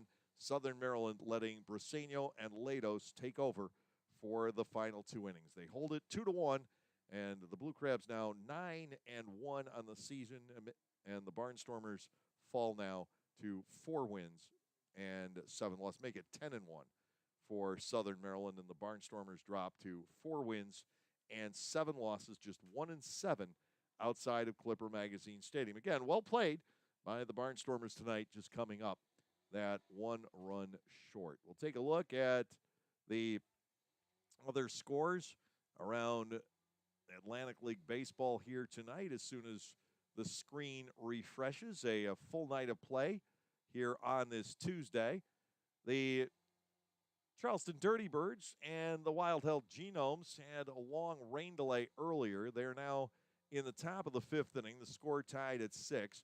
The other final tonight, High Point 3-1 over Long Island, with Justin Nicolino earning his 2nd win, chasing Bradford the save. Lexington trails Staten Island. The Ferry Hawks trying to win for the first time, 3-1 in the bottom of the 7th inning. That score, and Gastonia leads York 3-0. That is in the bottom half of the 7th. Taking a look at Major League action, and again, a busy Tuesday night. One final from this afternoon in the first game of a doubleheader. The Mets over Atlanta 5-4, and the Mets completed the sweep tonight behind Carlos Carrasco, 3-0 was the final. Arizona 5-4 over Miami. They're in the top of the 8th, bottom of the 8th. Texas up on the Phils 6-4. Minnesota leading Baltimore 5-2. Things going well for Anderson De La Rosa and the Twins these days. They are in first place in the Central. At the end of 7, the Yankees up big, 7-1 over Toronto. The Yankees playing extremely well. 4-0 Boston over the LA Angels. That is in the top of the 9th. In the Battle of Midway, it is 3-0. The White Sox over the Chicago Cubs. Bottom half of the 6th inning, Milwaukee leads Cincinnati 5-2. Play is in the bottom of the 5th. Seattle trailing Houston by 1-zip. Top half of the 5th inning. At the end of 5, Kansas City 2, and the St. Louis Cardinals 0. Washington up 3-1 over Colorado. Bottom of the 3rd. They're just underway. Tampa Bay and Oakland, and about to get started, San Francisco at the Dodgers. 2 games lost to the weather coming through the upper Midwest. San Diego at Cleveland, and Pittsburgh at Detroit. Rained out tonight. That is the weather that could be coming through these parts tomorrow. We'll have to keep an eye on that. About a 60% chance of rain. By no means are we anticipating a game being washed out here tomorrow night. It's game 2 of the series between the Barnstormers and the Southern Maryland Blue Crabs tomorrow night. Augie Silk, who has a history of pitching well here at Regency Furniture Stadium, scheduled for the Barnstormers, and a left-hander by the name of Denson Hull will be going for Southern Maryland. We'll have it for you once again at 6:30 here on the Barnstormers YouTube channel. So for our video producer, Ryan Cortazzo, and all the cast and crew at Clipper Magazine Stadium, as well as our presenting sponsor, Gockenauer Appliances of East Petersburg, I'm Dave Collins. Have a great evening, everyone, and we'll see you at the ballpark.